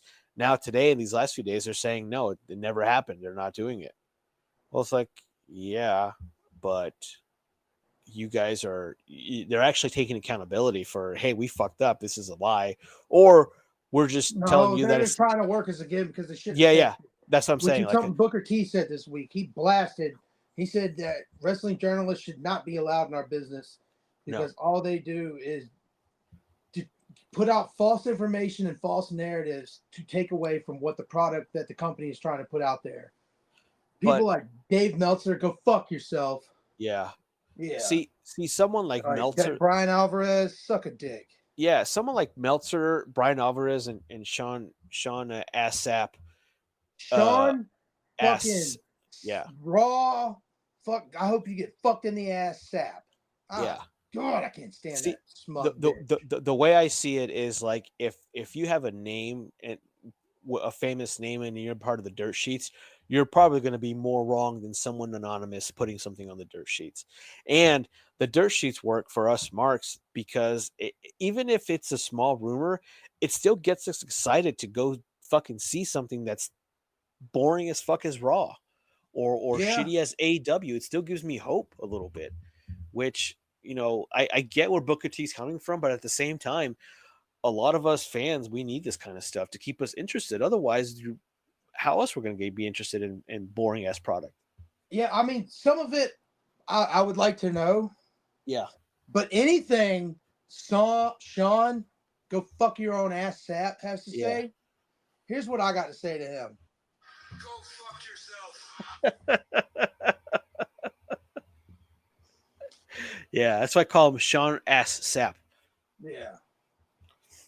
Sean Ass Sap. Yeah, Sean S. Sapp. Good for him for getting to where he is in the business. I'm not gonna overall anybody who's made themselves as a wrestling journalist, other than Dave Meltzer, he can go fuck his own ass because he's just a loser. But most of these other outlets, like not to really name drop things, but like I don't know if you know about Wrestle Talk, they do a great job of just breaking down wrestling.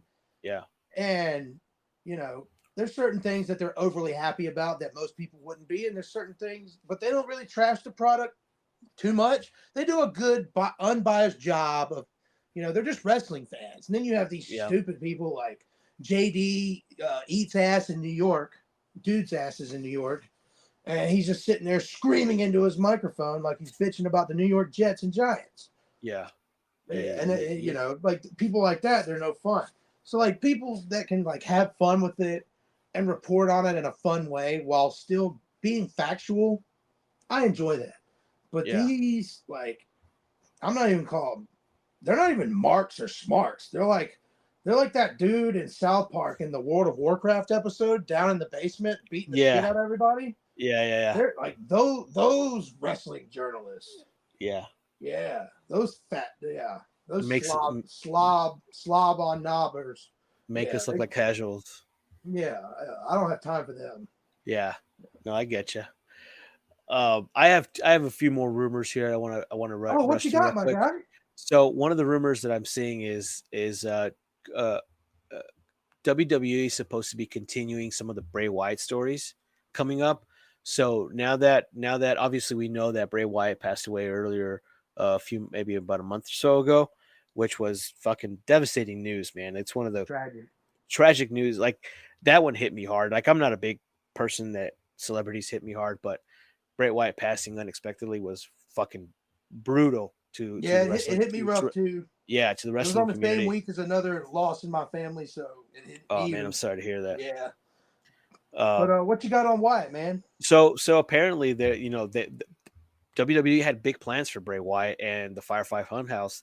So, and they were going to bring the Wyatt Six stable, the Uncle Howdy. So apparently they're going to give Uncle Howdy a role in WWE. So they're going to finish up, bring in Uncle Howdy in, and they're going to start doing some segments with like a more relaxed Firefly Funhouse. So I'm excited for that. To kind of honor Bray Wyatt, which I hope it's not. I hope it's not a rumor. I hope they actually do it. I hope that's true. I hope they make a lot of merch. I hope that group is successful, and I hope his children get all the money from that. Yeah, because Bo Dallas, he was supposed to be Uncle Howdy. He's a great character. I mean, the fucking Bo Leave thing. I love Bo Dallas. Yeah, it was Bo Leave. Yeah, it was fucking great. Great in NXT. He was great in the Miztourage. He was great when he was on the B team, and him and Curtis Axel came out making fun of the Wyatt family. Yeah, dude, that shit was great. Perfect. He's obviously it's his brother, so he probably did it well, but it was so spot on. It was fucking great. So hopefully we see that coming up. The next thing that I have is, so the rumor is that Judgment Day is going to be kicking out Damian Priest come January. The hot rumor is Damian Priest is going to try to cash in on Seth Rollins at potentially the Royal Rumble, and he's going to fail, which is going to cause the Judgment Day to kick him out, and finally maybe bring JD McNonuts to the thing, which I think I don't like that rumor. I think it's stupid. Priest is the big man of the group, unless you're going to replace him with someone the same caliber. They shouldn't do that. So, which is, like I said, these are just. I'm not a big fan of that rumor at all. Yeah, me neither. But I'm not a fan of Priest still having the briefcase at Royal Rumble. Yeah. But I hope he cashes in at Money in the Bank on whoever wins, or not Money in the Bank, Crown Jewel. Crown Jewel. Hope he cashes in his Money in the Bank briefcase at Crown Jewel or Survivor Series if Seth Rollins at the Royal Rumble and it's failed. Yeah. They can't do failed ones anymore. No, they can't do that again. They can't do it. But yeah, this is one of the biggest. With a title that has no lineage or Yeah, it's brand new. Really, it's the World Heavyweight Championship of the world. Yeah. Worldwide just known, not world just the city, renowned the world. championship, but it has no legacy, has no prestige. I mean, Yeah. prestige worldwide has more prestige than that title. Prestige worldwide. Prestige worldwide. But yeah, that was the big hot rumor on this website that I'm looking at. And then the last thing is supposedly they are reuniting for a special event the WWE faction that was formerly known as Sanity is scheduled to be reuniting at their upcoming Vendetta event tour in London, which will have Eric Young, Alexander Wolf, and Killian Dane. But I thought Eric Young had just signed a contract with TNA, so I don't know how that's going to I go. can tell you the story about Eric Young. He Yeah, re-signed with WWE after being with Impact during the pandemic. yeah, he was a And producer, right? I want to say it was at sometime towards like the beginning of or the middle of last year, towards the end.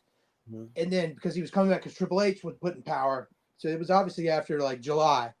Yeah, And then at right around Royal Rumble time, Vince McMahon stuck his nose back in the business. yep. And at that point, he was like, "No, I'm out of here. I've already been fired by that son of a bitch 13 times." Yeah. Yeah, so he went back to Impact.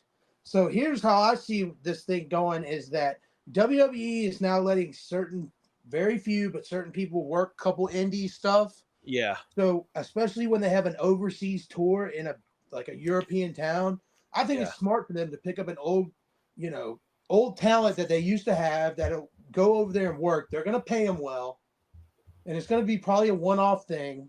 Yeah, it looks like it because it looks like something called Progress Wrestling. Did you say Big Damo was going to be in it? Yeah, Big Damo's going to be in it. Big Damo. I love that guy. I was pissed to let him go. Yeah, he's fucking great. But it looks like Vendetta's the pay-per-view or the what the show's called, but it's something called Progress Wrestling. So it's that's a like a European. Yeah, and it's at the same time. More known. It's at the same time that WWE is going to be in Europe, and they believe the big belief is that Nikki Cross is going to join them too. I see. Now that Triple H is fully back in power, I can see everyone rejoin. Yeah, and if it's successful, because obviously the wrestling promotions are trying to but they're trying to get other crowds from all over the world to join and be more worldwide. If it's successful, I would love to see Sanity back in the main roster, not NXT, but in the main roster. Hey, give them a good fucking run in the main roster. That'd be awesome. Dude, they see. There's one of those groups in NXT that they did right by. Once they get caught up, they're like, we're not going to give you any justice. We're not going to make anybody care about you. Yeah. But, I thought they were great in NXT. See. Nikki Cross and Asuka had a badass, what was it, last woman standing match, I believe? Yeah. Or was it Falls Count Anywhere? That was, let's see. I think it was last woman standing. The first one they fought? Yeah, in NXT. So they fought 3 times. I know they fought at one takeover, and then they had a NXT title fight that was awesome, like on NXT TV. I think it was the last man standing, I believe, because it was brutal. It was a brutal match. Yeah. And that's the one where like Asuka got called up. Yeah, because I remember Nikki, like everyone thought Nikki was going to win because she was great. That's when she was going nuts, and it was awesome. Yeah. And then she was Nikki Ass. Nikki Ass. Yeah. She looked hot in that get up. She had that little thongy get up. I give her that. But... I remember we were at SummerSlam in Vegas when I saw it, and like I saw it live, and oh my god, I was like, oh my god, she is just the fucking hot ass woman. Yeah, a little firecracker. Yeah. But that's all I got. Gimmick was trash. Yeah. Nikki TRASH. Yeah. But that's all I got for rumors. That's all you got? Yeah, yes, sir. All right. Well, that's all we got this week here at Sofa King Smarks Podcast. Thank you for joining us. We'll be back next week to break down another week of SmackDown and Raw. My name's Chet Von Chetsky. You can follow me at Chet is Wrestling on Facebook, Spotify, YouTube, TikTok. And you can follow Sofa King Smarks at Spotify, YouTube, TikTok, and Apple Podcasts. And Ben, you got anything to plug, buddy? Just my Instagram. Follow me at whobencio, WHOBENCIO. Who I said Bencio? who Bencio. I need to get my Twitter. I need to get a Twitter, and I'm not gonna call it fucking X. It's stupid. I'm gonna call it still fucking Twitter to me. So once I get a Twitter, I'll plug that, and maybe I can be more active and piss people off in the fucking wrestling community. Yeah, I'm good. Oh, I do that on Instagram, and I piss people off all the time. Hell yeah! All right. Well, please like, subscribe, and follow the podcast. Yeah, if you guys listen to us, we appreciate it. Let people know that we have two different podcasts, an NFL one and a wrestling one. If you listen to the NFL one, let everyone know who watches the football. If they want some extra content on how we view the NFL, let them know, man. It goes a long way. Yeah, we have Q&As at the bottom of every podcast on Spotify. You could leave a comment. You can leave a review. Yeah. Every week we break down the great NFL action. We make bold predictions for the following week. And also on our second podcast, we break down all the crazy action from sports entertainment. The WWE. We talk a little bit about AEW, somewhat. Yeah. But we break down all the hot action from the WWE, from the top to the bottom, from the jobbers to the mid-card to the main event. Thank you for joining us this week. Once again, please like and subscribe to this podcast. And we'll be back and see you next week. Thank you. See ya. Go fuck yourself.